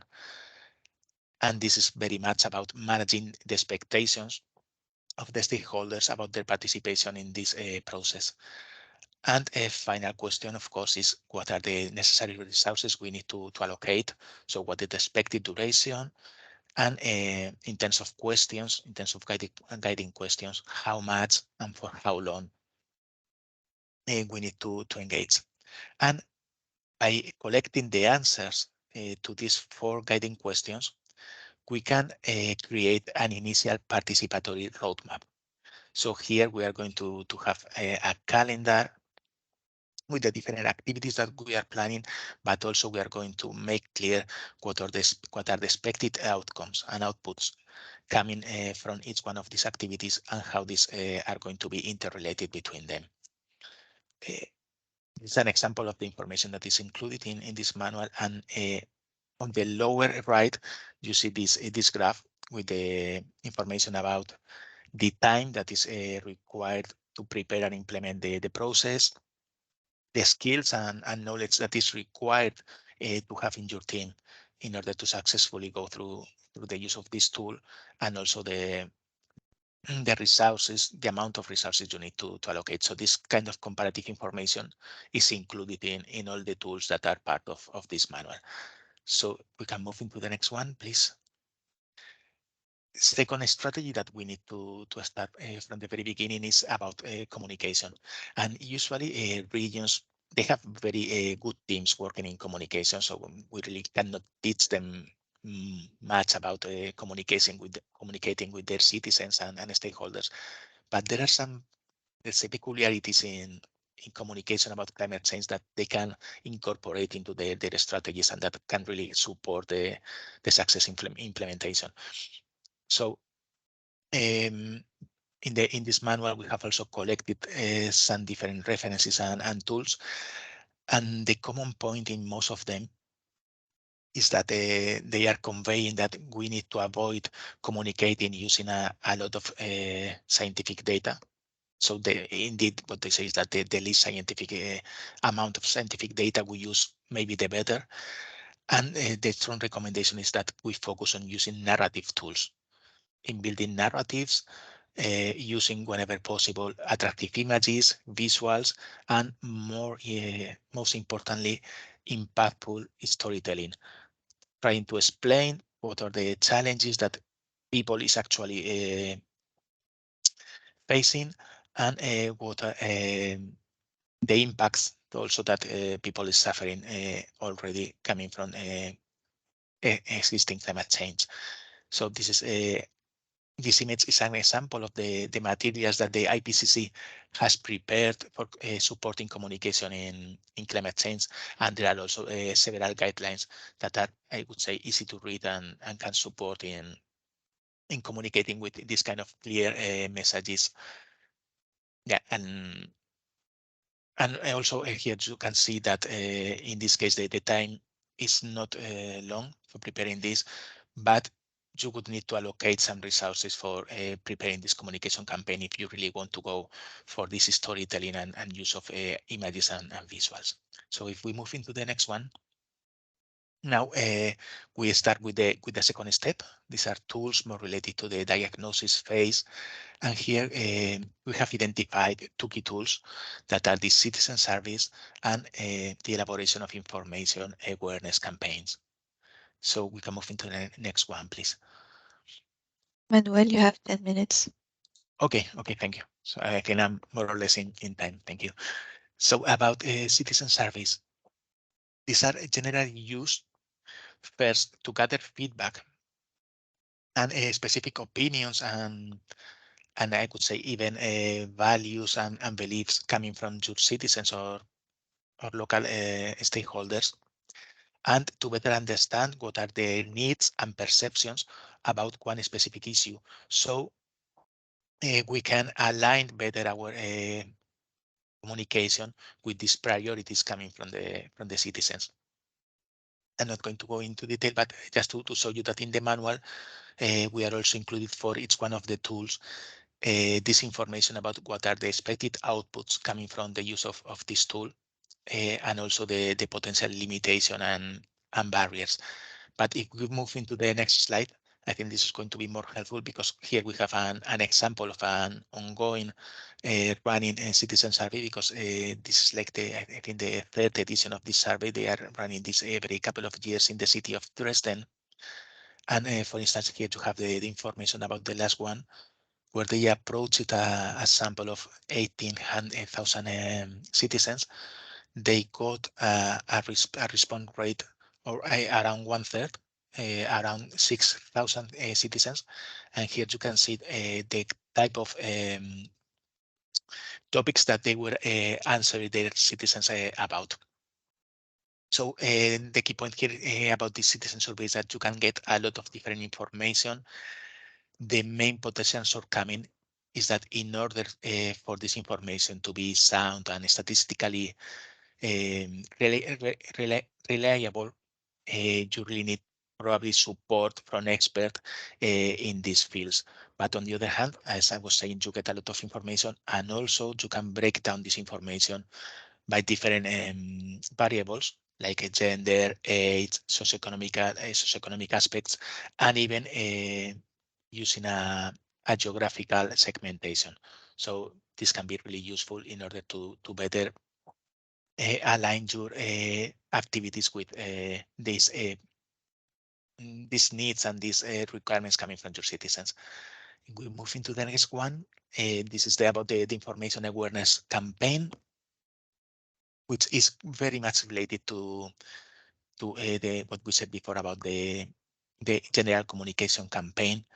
And here what we really are pursuing is to mobilize citizens in order to for them to carry out behavioral change. And we can try to do this through targeted communication strategies using very different channels and conducting these strategies over a specific period of time. So just to show you more about the information we have in the manual, there is also a section about how does it work for each one of these tools. And for instance, here, there are very clear steps, starting with defining a clear statement and objectives for this information campaign, integrating this campaign into the overall communication strategy, having very clear, concise, and easy to remind messages to convey to your citizens. And as I said before, trying to use many different media platforms to try to reach out different audiences. So if we move into the next one, please. We have here another example. This is a campaign that has been running for many years in the Netherlands about the needs to adapt to potential flooding. So the name of the campaigns is Netherlands Lives with Water. And here we have an example of a cartoon that it comes from, I think, 20 years ago. But now this is also accompanied by different use of social media, videos, etc. So next slide, please. And we move into the next phase about solutions. And here, one of the key tools that we should use, and is probably one of the best known, is the organization of workshops or focus groups that could be either sectoral or cross-sectoral, depending on our objectives. In the manual, we have some information about the general organization of these workshops, and also we have further information about the specific engagement methods we can use for some of the activities that we are going to include inside one of these workshops. So we can move into the next one. And this is also an example of a video that we have added. This is related about urban climate adaptation. This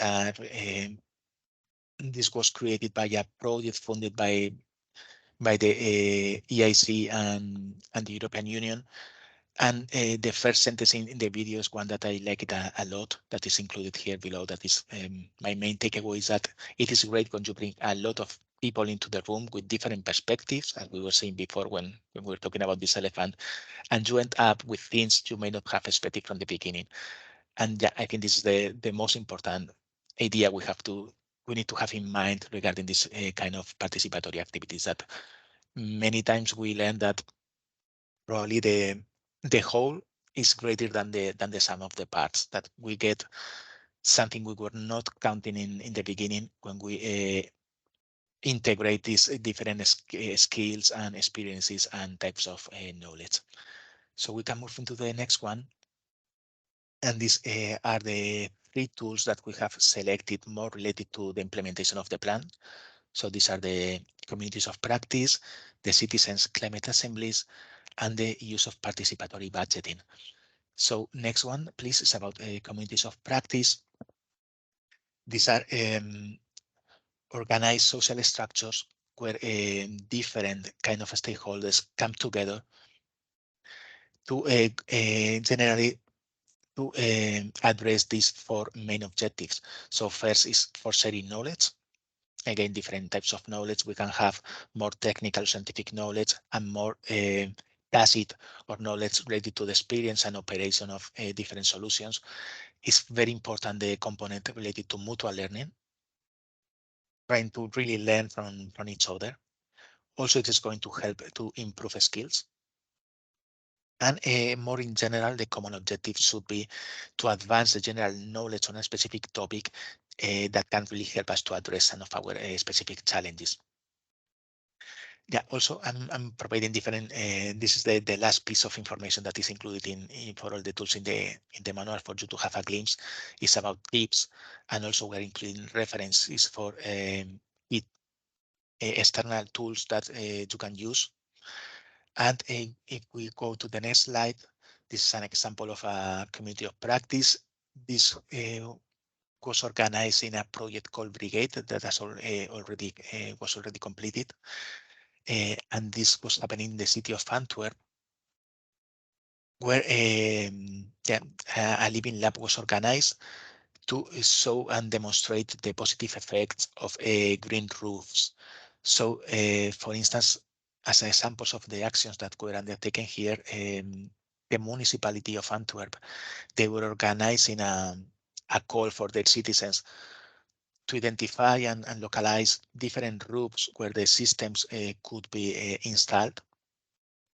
Later, this happened in several places of the city, and the performance of these different solutions was assessed and measured, but also different demonstration activities were happening involving citizens groups and stakeholders, and there were different discussions about how to scale up and mainstream this kind of approaches to the full city. So next one, this is about green participatory budgeting. And this is a very interesting process that I think is gaining traction. And I think that this is the definition that I think is quite clear. It's a process whereby citizens are given a direct say into how public budgets are allocated. So if we move into the next slide, I think we have here a very good and nice example coming from the Lisbon city in Portugal, where they have been doing this for some years now.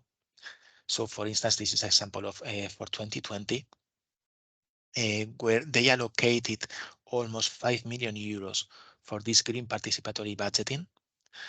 So this was dedicated exclusively to mitigation or adaptation projects.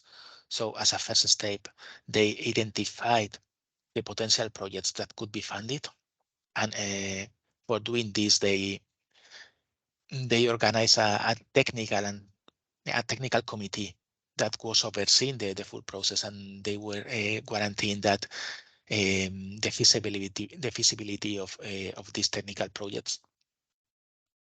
Later, it was conducted a technical and more specific financial feasibility study. This led to a final list of potential projects, and then a voting system was organized among the citizens. These votes were collected, and it was announced who the projects that were the winners, and this project later has been implemented. So let's move into the next one, please. Yeah, Manuel, if you could wrap up because your time is up now, unfortunately. I'm sorry. No problem. I'm just going to go very, very quick. climate citizens assembly that are deliberative processes organized at the municipal, regional, or national level. Next slide is an example of what is happening now in Bologna city in Italy, where they are discussing many points that I think are out of your interest now, related to energy city transition, climate risk, and obstacles and barriers related rural services regulation, etc. And a final tool, we move into the next one, is about the monitoring and evaluation. And here we are recommending the use of citizen science. Next slide, please. We are going very fast, but I guess you are familiar with this kind of approaches, enabling citizens to actively participate in scientific research, supporting in this case this monitoring and evaluation of the solutions that have been implemented in the plan. And next slide, an example of a citizen science project is this one already running, coming from the Aurora project. This is trying to identify near zero emission citizens, and now they are working approximately with more than 7,000 citizens across 5 countries. So this leads us to the final slide. Just to let you know that if you go through this manual that is online and available in the website of the mission adaptation, we would really appreciate it if you complete this feedback survey, because this is a living manual. We are going to update it at least 2 times throughout the next 2 years, and your feedback can be very useful to us to take into account your needs for and opinions for this update. So thank you, and this is all from our end. Thank you, Manuel. Very useful presentation. I've seen a lot of tools that we could connect with our activities. But before I jump in with my questions, I would definitely like to open the floor and leave the others the opportunity to unmute themselves and start asking questions. Who is breaking the ice? That's always the tricky question.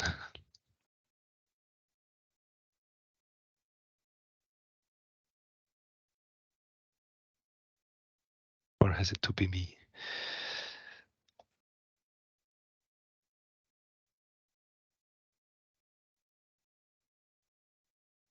Yeah, okay. We will share afterwards for your information all the links as well as the manual, so you will have it and find it.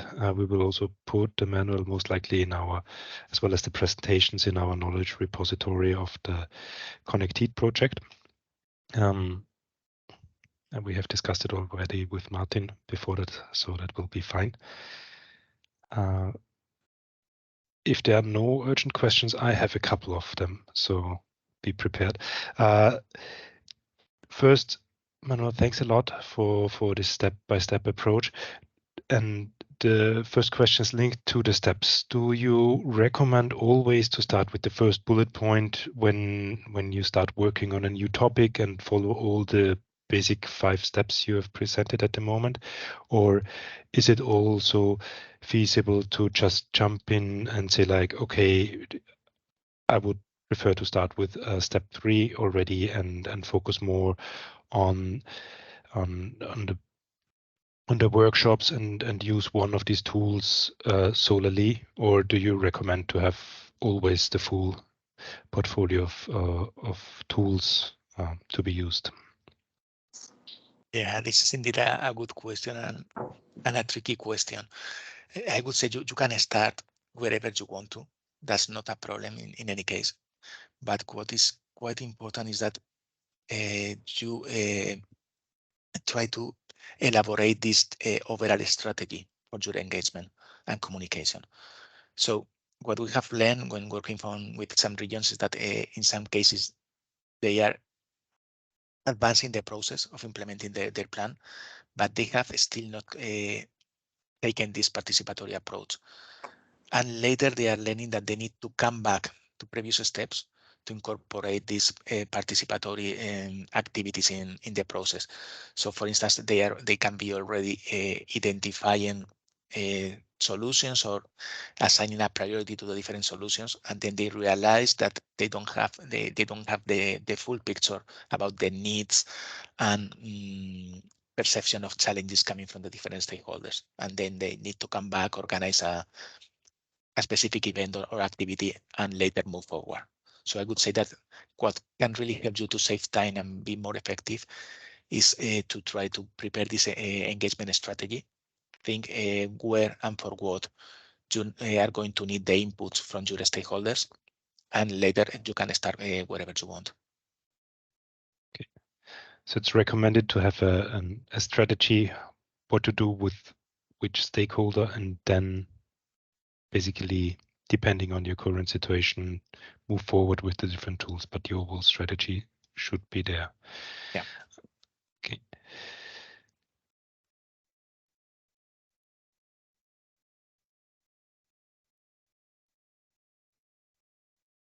Okay, so I'm gonna be the icebreaker for the rest of the day. It looks like. From your experience, is there also a different or specific stakeholder group that is often forgotten in these activities when preparing the engagement strategies or working in the stakeholder groups? Then in the end, do you have tips how to not forget about certain stakeholders when focusing on them and working together with them? Yeah. What we can say here is in the mission adaptation, we have conducted a survey about the region's needs. So this was one of the initial steps in our process. And what was identified in terms of needs for engagement was that the two groups that the different regions across Europe to find more difficult to engage with are first the citizens. So there is still a lot to do in engaging the citizens. And in terms of stakeholders, it was the SMEs. So so there was some kind of agreement that these are probably the two more difficult groups to engage now, or at least the two groups where we have less experience in how to engage them. But also, Julian answered your question. Also, you need into account some potential specific groups in your engagement activity. So you could look at vulnerable population. You could look at the young people, etc. So yeah, of course, there are some more specific groups where probably you should need to use a specific engagement tactics or approaches. Thanks. Ricardo, you have a question. Yes, actually, I just want to say, first of all, thanks a lot for the interesting presentation. And from my point of view, it's really hard to have questions at the moment because I received so much information, which is relatively new for me, let's say. So it's hard now to have maybe smart questions, let's say. So I was wondering whether we could also contact you in the future, let's say, because I'm sure that when we will develop these engagement plans in all of our pilot areas. So I'm sure that some more, how could I say, concrete issues will come up. So if it's possible also to stay in contact with you. Yeah, definitely. And also as part of the mission adaptation, we are going to organize several training activities. These are, I would say, targeting the different regions that are the signatories of the mission charter. But I think these are going to be, we need to confirm this, but I think these are going to be quite open. So probably I think through Matthias and Federain, they can let you know when this is happening. And I guess you are going to, you could be invited here and participate. Great. Thanks again. So. Okay. Francesco, you also have a question? Yes, hi. Thanks first. I wanted to ask about we talked about like the defining the expected level of involvement of some stakeholder, like beforehand starting the project, like when you define your strategy and everything. Like, I don't know, it can happen that maybe not immediately, but within few months, you realize your expectations are kind of let down by the involvement of such stakeholder. I think that happens quite often. I don't know if there is any hint like or kind of strategy that you can recommend, maybe even just quickly, on how to either prepare or kind of reduce the damage of such thing happening.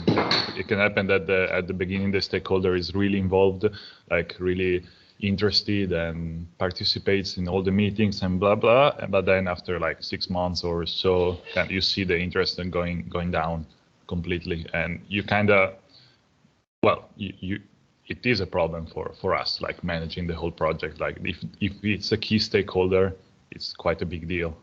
So I don't know if you have anything to add on that. Thanks. Yeah, thank you. Yeah, I think that this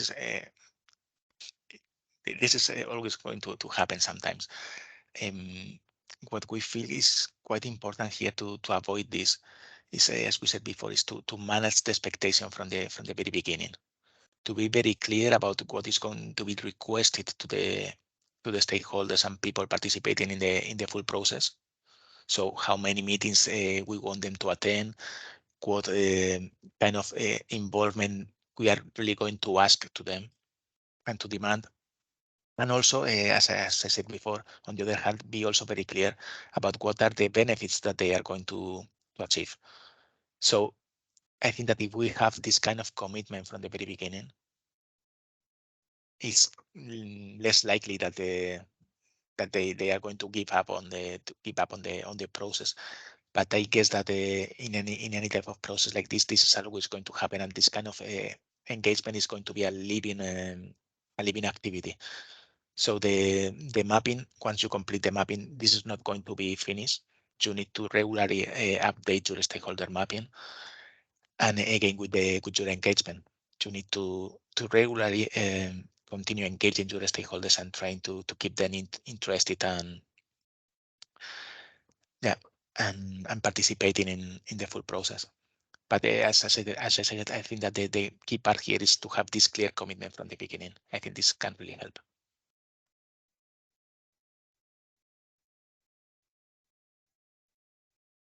Okay. Thanks a lot, Manuel, again for your presentation and for your answers. In respect of the time, we have already cut 1 hour of the next presentation, basically. I would like to pass on the floor to Felix and listen to his presentation and give him the floor. And also, Manuel, thanks again for being available afterwards if we have an upcoming questions in the later stage. Thanks again. And Felix, hello, welcome. The floor is yours. Thank you very much. Can you hear me? Perfectly Lovely. fine, yes. Yes. I see nodding heads. That's excellent. Yeah, like I said, thank you for having me. So especially thank you to Clemence and to Marta. I hope that it will be handy. If we can go to the next slide, I'll show you a bit what the idea behind the presentation is. So I'll talk a bit about Risk Co-op, the organization that I represent here today. Then we'll go into the regulatory frameworks of energy communities because, well, quite frankly, I'm not entirely sure how familiar you are with the concept. So better be safe than sorry. I'll just start from from zero. So I'll explain a bit the concept of energy communities and the legislation at the EU that essentially regulates it and what it means. And then we'll go into specifically heating and cooling, right? So citizen-led initiatives for renewable heating and cooling. What do they bring to our communities, and what are they lacking, essentially? And then we can go to the Q&A, of course. That being said, if you have any comments, then feel free to interrupt me as well. Very well. So I would say that we crack on. We can go to the next slide. So ResCop EU, it's I mean, to make a long story short, it is essentially the European Federation of Citizen Energy Cooperatives, right? So we then will go a bit later into the details of what that means, but essentially we represent the different energy communities and energy cooperatives around Europe, right?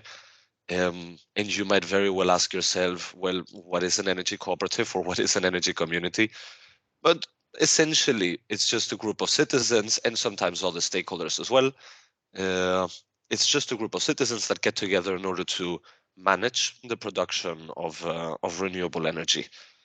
In the next slide, there you can see some information here, so about the members that we have. But the things that we all have in common is, of course, the cooperative principles, right? So the certain, like we all do, certain amount of rules that that bind us all together.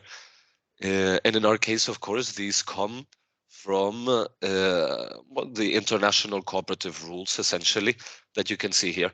So if you have any questions about them later, I'm more than happy to answer them. They are pretty straightforward. So, of course, you cannot force membership upon people, so it has to be open. It needs to be democratically controlled, which means that the citizens themselves, of course, need to be the ones that make the decisions of the energy community.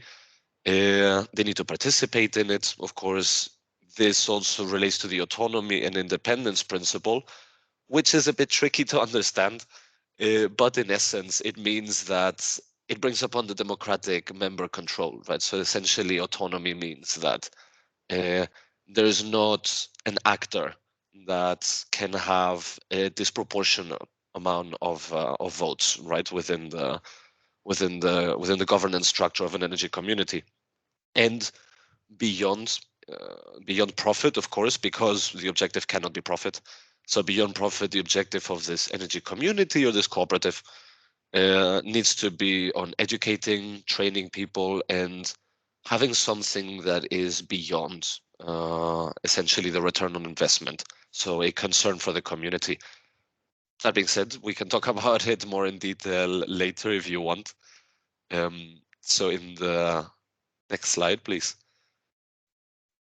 Right. So there's many activities that these kinds of associations do, essentially, or these type of governance models do.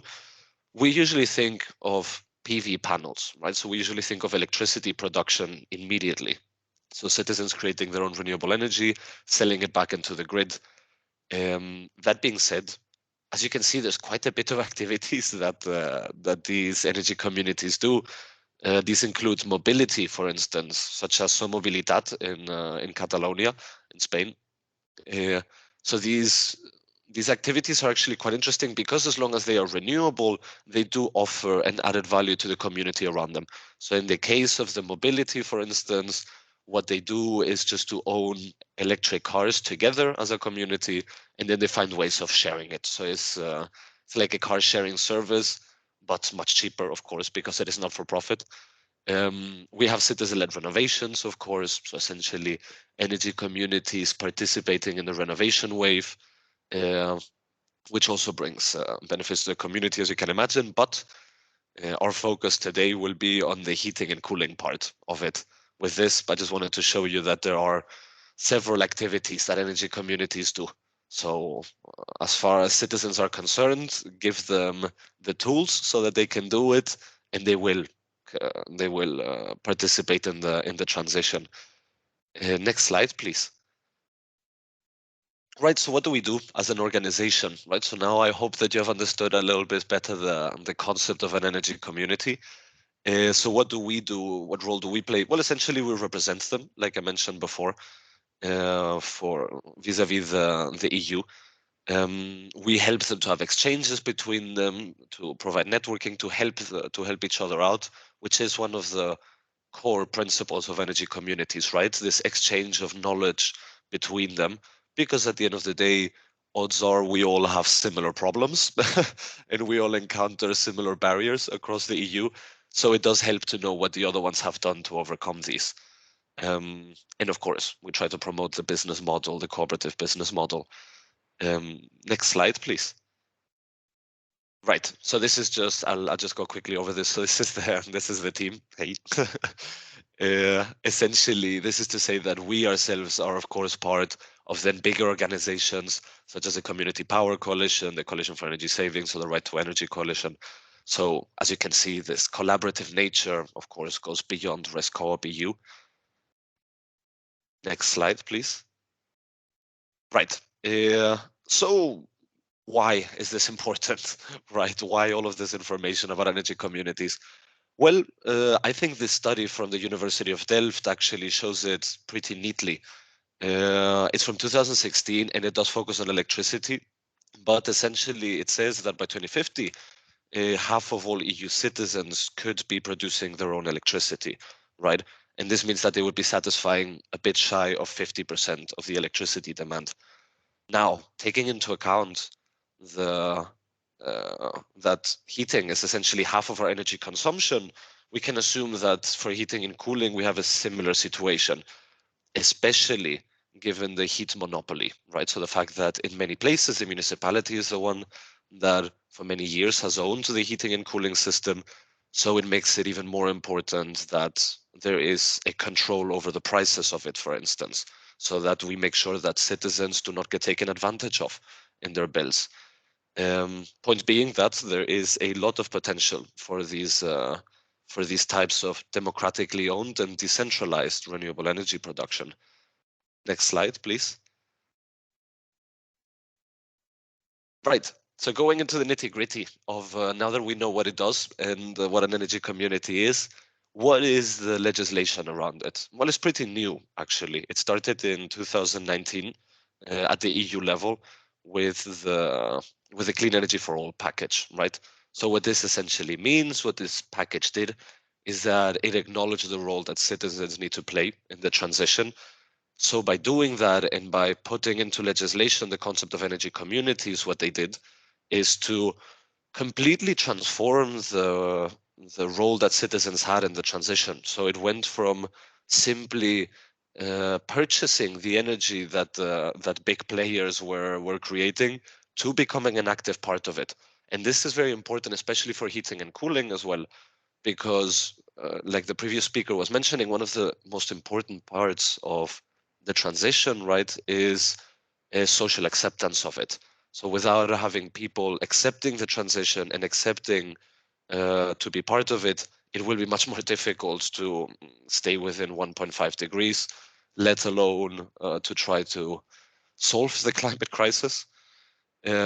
So this is what the Clean Energy for All package did. It tried to give citizens a bigger role in the energy transition. Next slide, please. So this is just to quickly say that they did introduce two definitions of energy communities: renewable energy communities and citizen energy communities. But overall, the idea of them is the same, right? And they follow the same rules that I was explaining before on the cooperative principles. So this is just to give you an idea of what is out there. Next slide, please. Yeah, indeed. So this is again to show that within the legislation, these are the activities that can be done.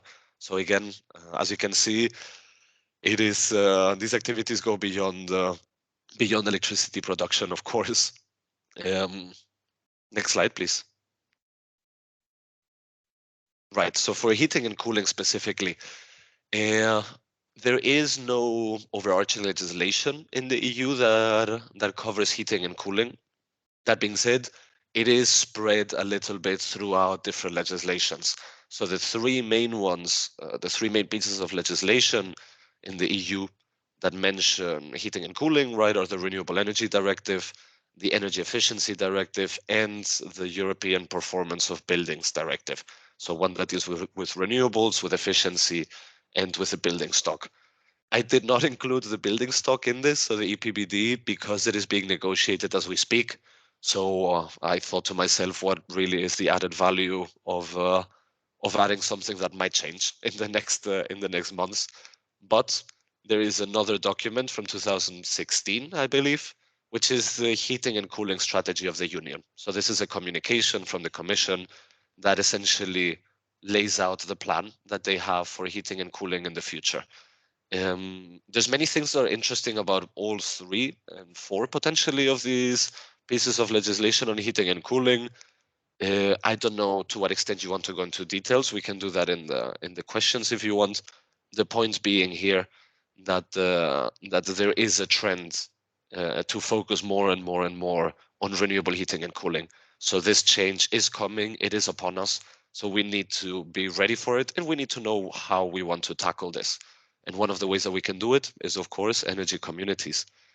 Next slide, please. I also added some documents that you might find interesting on the slide before, so you can have data points for what to learn more about the regulatory framework and about the heating and cooling worlds of the EU, essentially.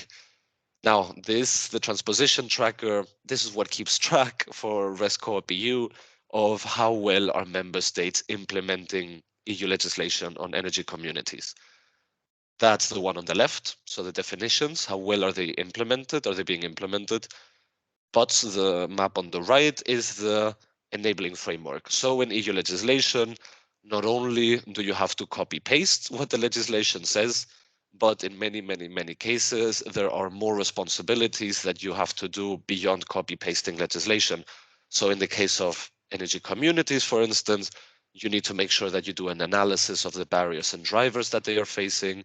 You need to make sure that whenever you create permitting, whenever you create permitting or financing schemes, that you take into account the specificities that energy communities have. So these are just a couple of examples, but this is to show that indeed EU legislation asks you to copy legislation, but also to make sure that energy communities can thrive. So it's getting better and better. So the transposition is slowly happening more and more across the EU, and we are definitely seeing an increase in citizens basically taking democratic ownership of the transition. So that's a good sign, and it's an encourageable sign, actually. Next slide, sorry. Right, so to get into the meat of the presentation, so to say, what are the drivers and barriers of community heating and cooling, right? So what are the problems and the good things that they bring, the problems they face and the good things that they bring? Well, as far as drivers go, of course, you can imagine that the democratic ownership of the system is the most important one, because, of course, this comes with transparency, right? This energy community needs to be transparent towards its members, because the members need to make the decisions. So they need to have access to information for this. This makes a huge difference in reality, because, as I said before, you no longer depend on an outside multinational to tell you which prices you have to pay this month, and potentially not being able to heat your home as we were in the situation this winter. But this, what it does is to give you, as a citizen or as a municipality, it gives you the power to decide over the control of it, right? As long as, of course, like I mentioned before, you follow the one person, one vote rule, right? Another big driver is the not-for-profit, right? So the fact that it focuses on affordability and on the social benefits and not on the profit also means that bills are cheaper and the effects on the community are better, because the money that comes back into the energy community has to be reinvested into the community, right? So then they do many things with this money. For instance, thinking from the top of my head, I know cases where they renovated a kindergarten, for instance. So they did a renovation for a kindergarten. They installed fast internet in order to keep young people in rural areas. In any case, or they started new projects like mobility, for instance, or heating and cooling projects. In any case, the fact that the money stays within the local community has a huge impact, actually. Then the transparency, as I was mentioning before, and the creation of local value. Now, of course, the world isn't perfect. So what are the things that could be done better, right? There is an issue of lack of support, as you can imagine, when you're a citizen and you're very motivated about renewables and you want to start a project. There's many things that you need, right? So you need support, administrative capacity support, you need knowledge. So you need the right amount of people to join your energy community. And what in the Netherlands they call a lack of imagination. So there are many people that, and especially in the case of civil servants, there are some civil servants that don't believe that this is possible, right? That don't believe that citizens are able to organize themselves and do these often complex projects. But indeed, that's why I'm here to present this, right? Is to prove that this is not the case, of course, that indeed this is happening all over Europe as we are speaking now, right? So this is a reality, and citizens are indeed able to do it, but they need a bit of help. So for instance, for the lack of support, municipal support or municipal collaboration in the energy community is a big help, right? Because the municipality can participate to different extents, right? The municipality can give them offices to work from, or can give them administrative knowledge to try to complete all of the paperwork that we have to do to start a renewable project. So involving the municipality is always a good idea, right? Involving SMEs in it as well, it's also a good idea, because at the end of the day, that gives you a consumer of heating and cooling, right? As well as potential producers. That being said, of course, we always need to make sure that the power, as I said before, and the decision making stays in the hands of citizens. Heating and cooling projects as well specifically are quite complex, more so than solar PV. So this goes into the argument of you need technical knowledge, right, when starting this. And the access to capital is the biggest problem. It takes a lot of starting capital to do a heating and cooling project, especially a district heating one, for instance. So it is extremely important to have access to capital at the beginning. There's different kinds of funds that member states have put into place. I'm thinking specifically, for instance, the Dutch one or the one in Scotland, so the revolving fund, or what was the name of the other one? The other one essentially plays with the concept of grants and loans. But point being, it's extremely important to have money at the beginning, because then it pays for itself, the project, right? As a matter of fact, in the research that we did not find a single case of bankruptcy of energy communities doing heating and cooling, because they're not for profit. So of course their objective is not to have a big return of investment at the end of the day. But these are all barriers that thankfully we can solve, and there are ways of solving them. Next slide, please. I see that I'm running out of time slowly. And yes, this you is have how 6 minutes. 6 minutes, okay. Yeah. So this is, for instance, how we can start doing that, right? So how do we build, is the question here. How do we build a supportive ecosystem for energy communities, so that we make sure that on the one hand, we get all of the good things that they bring, while on the other hand, we also make it easier for citizens to be able to do it, and we make sure that it is well done, right? So we make sure that there is no perversion of the concept, if you will. So in order to do this, how do we create this ecosystem? We go back to the cooperative approach, right? So we go back to the fact that citizens and municipalities need to work together, of course.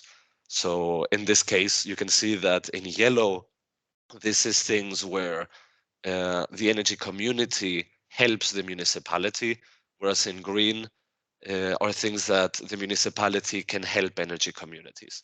So to give a couple of examples, access to capital, the municipality can help with that. So for instance, like I was mentioning before, they can help citizens to look for funding that exists so that they can afford to do the projects, or to help them with capacity, right? So to give them a place where they can work, for instance, or to put somebody in City Hall that knows about a certain type of technology in the board of the energy community. On the other hand, what are things that energy communities can do to help municipalities? Well, capacity, right? Because from what we have seen, energy communities and municipalities face the same issue of lack of capacity, right? Lack of funds, lack of capacity. So in this case, the union makes the strength, of course, right? So for instance, one-stop shops are an example of how energy communities can help the municipality with capacity issues. So in the case of renovations, for instance, or heating or cooling, cooperative one-stop shops are again owned by the citizens, and they are a centralized place of information where citizens that are not part of the energy community can come and inform themselves about what projects can they do for the energy transition and how can they finance them. So in the case of renovations, for instance, in the case of energy efficiency renovations, there's multiple examples across Europe as we speak. But this also helps the municipality because they don't have to hire then somebody to do a one-stop shop, essentially. while at the same time keeping control of the one-stop shop to a certain extent. And the regulatory framework, right? So this is again something where municipalities and citizens can help each other within an energy community. And to finish, so this is just a small tip of the iceberg of things that we can do. We have been at ResCoop EU, we have been doing research over the past months on community heating and cooling specifically. So energy communities working on heating and cooling projects. And we have done guidelines that will come out on, the 11th of October. So these guidelines not only explain then what energy communities for heating and cooling are, and the different ones that exist. So we give examples as well, but more importantly, it gives you a step-by-step guide on how you can start your own community heating and cooling project. So stay tuned. On the 11th of October, we will publish it on the website. So we hope it will be useful in any case. Next slide, please. Here again, because you should not take at face value what people in presentations say. So here are some links that you might find interesting for your work. So we have the transposition tracker there, the guidance document, and several other documents that have helped municipalities as well to do the changes that are needed to encourage citizens to democratize energy. And I do not know if there is actually another slide after this one, or if it's already the goodbye slide.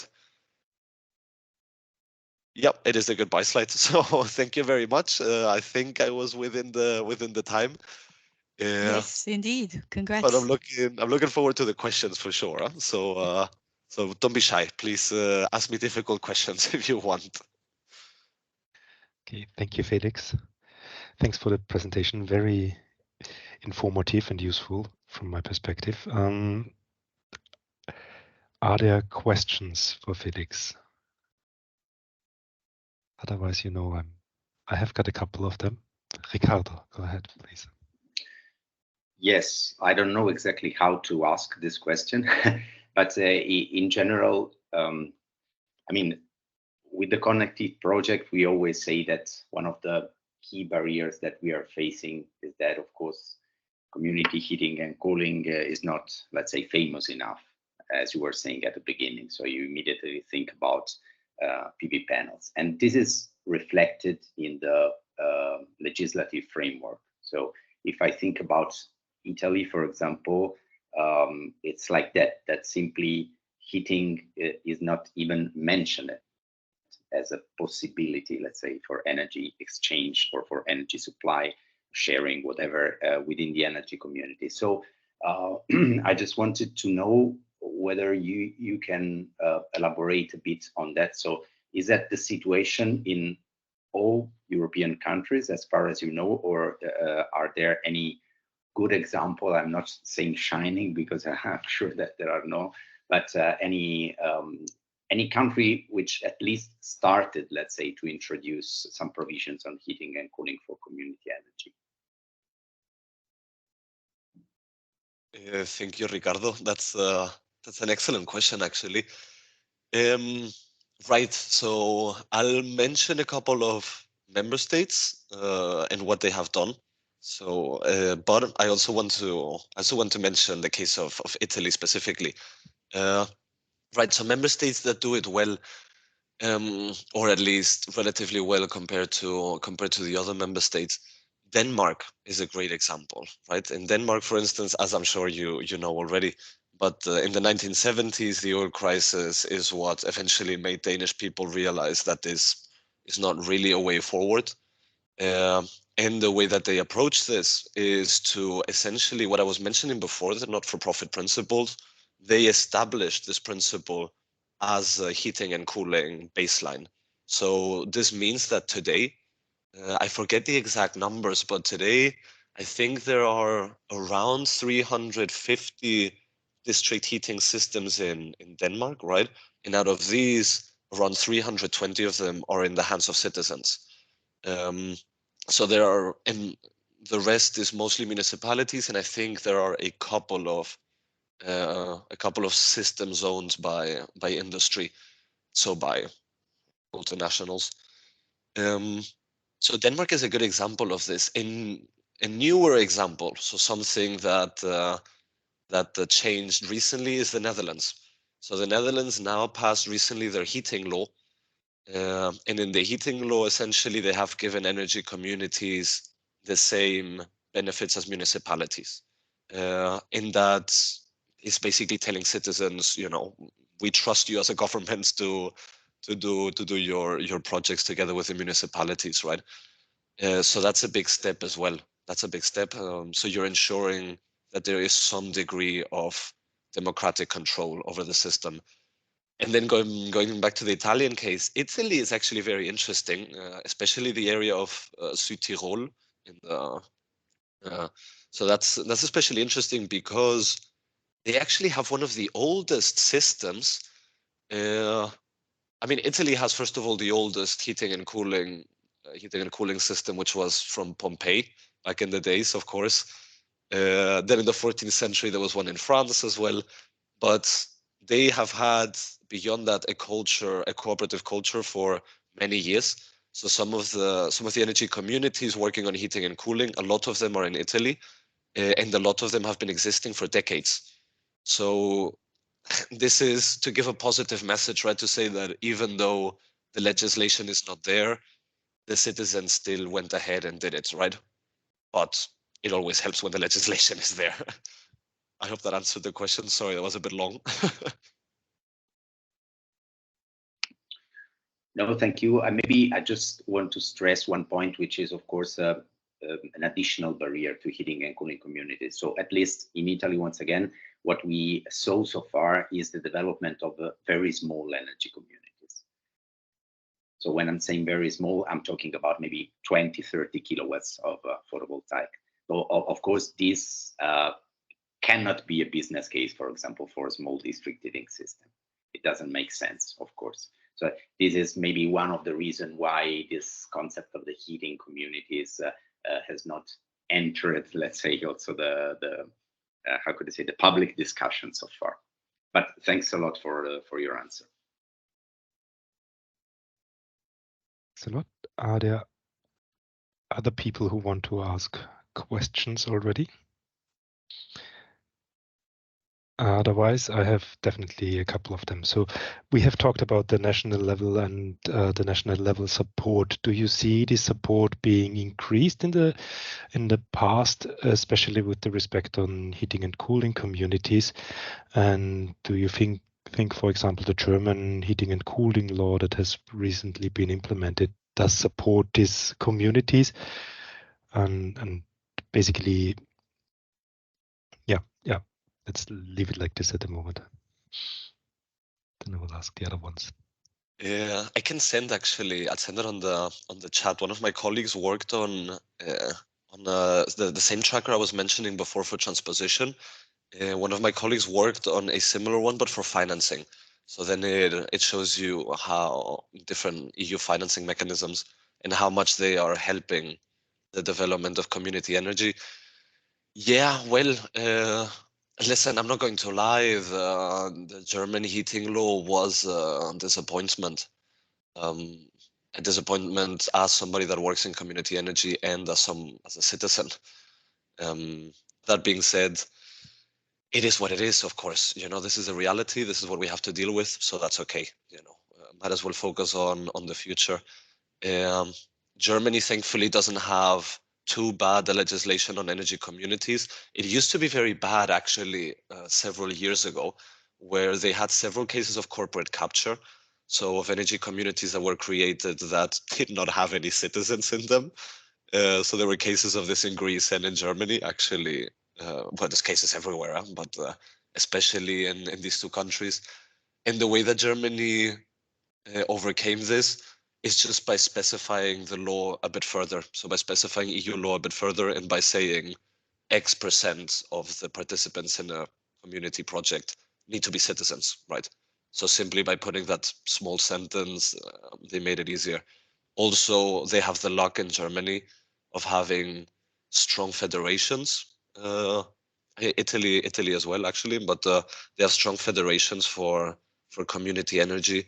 So there are these structures that essentially allow energy communities to help each other, like I mentioned before. So this makes it a bit easier to overcome the problems. Okay. If there's nobody else raising their hand or asking questions, I will have another one for you. So basically it's twofold. The one is you mentioned that citizens are more and more boosting the developments of community energies. Is this the same in all the European countries, or does it differ from country to country? Would you see or a geographical spread where basically we could get more support from these activities in different areas? This is the one thing. And if we are on the European level, do you see that there's also a trend in the negotiations about the EPBD to include or refer at least to the heating and cooling communities? And could we expect some supporting boost also from this side for our developments? Right, very good questions. Putting me in a bit of a spot with that second one. Right, so for the first one, no, sadly, it's not the same across the EU, of course. So there are some countries that have better systems in place than others. The positive news is that it's slowly changing. So for instance, I'm thinking specifically of the CEE region, right? So Central and Eastern Europe. It is taking a bit longer there to pick up, but this is in part due to the past of cooperatives, essentially in CEE countries.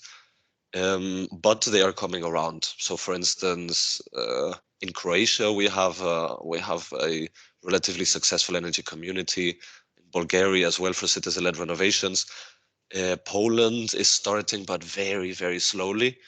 But my point is that you definitely see an increase in uptake of energy communities. So that's good news. But of course, it's not as fast as we would like it to be, right? And on the EPBD, well, like they say in Brussels, right? Nothing is agreed until everything is agreed. So I'm always a bit afraid of saying something because it might not happen. Particularly, I have high hopes, right? I have high hopes that that there will be strong wording on energy communities. But will that be the case? We don't know, right? The next meeting where they will discuss this is the 12th of October, if I'm not mistaken. So that's when Commission, Parliament, and the member states and the Council will negotiate the EPBD in a trilogue. And this will be the moment where we will see what happens, right? How strong the wording will be. But in any case, from the versions that we have seen from Commission and Parliament, there is a focus on heating and cooling for sure. Community heating and cooling per se, we will see. But on heating and cooling, renewable heating and cooling, yes, absolutely. Yeah, thanks a lot for your answers, and you ask for tricky questions in the beginning. Is there somebody else who is having a question for Felix or Manuel? Otherwise, I would say we take a break of approximately. Felix has got a question. It's not really a question to myself. That would be pretty self-serving. It's just a little clarification that, or advice, at least from the research, is what Ricardo was mentioning before about the small energy communities, right? Given that it is so expensive to make community heating and cooling, especially a district heating network, right? What we have seen and most recommendations that we get is to first do an activity that is easier so that you learn from the process, such as, for instance, PV, right? So this is something easier that brings in then the investment that you need, and more importantly, it shows that you are capable of doing a project, right? Which is the most important thing. If citizens see that you are able to do it, then it's easier to get money as well for bigger projects. So just wanted to leave that there as a little advice. Yeah, thanks. And I think that is perfect food for thought for a short break of good 10 minutes. And afterwards, Chiara from Nostra will present her case.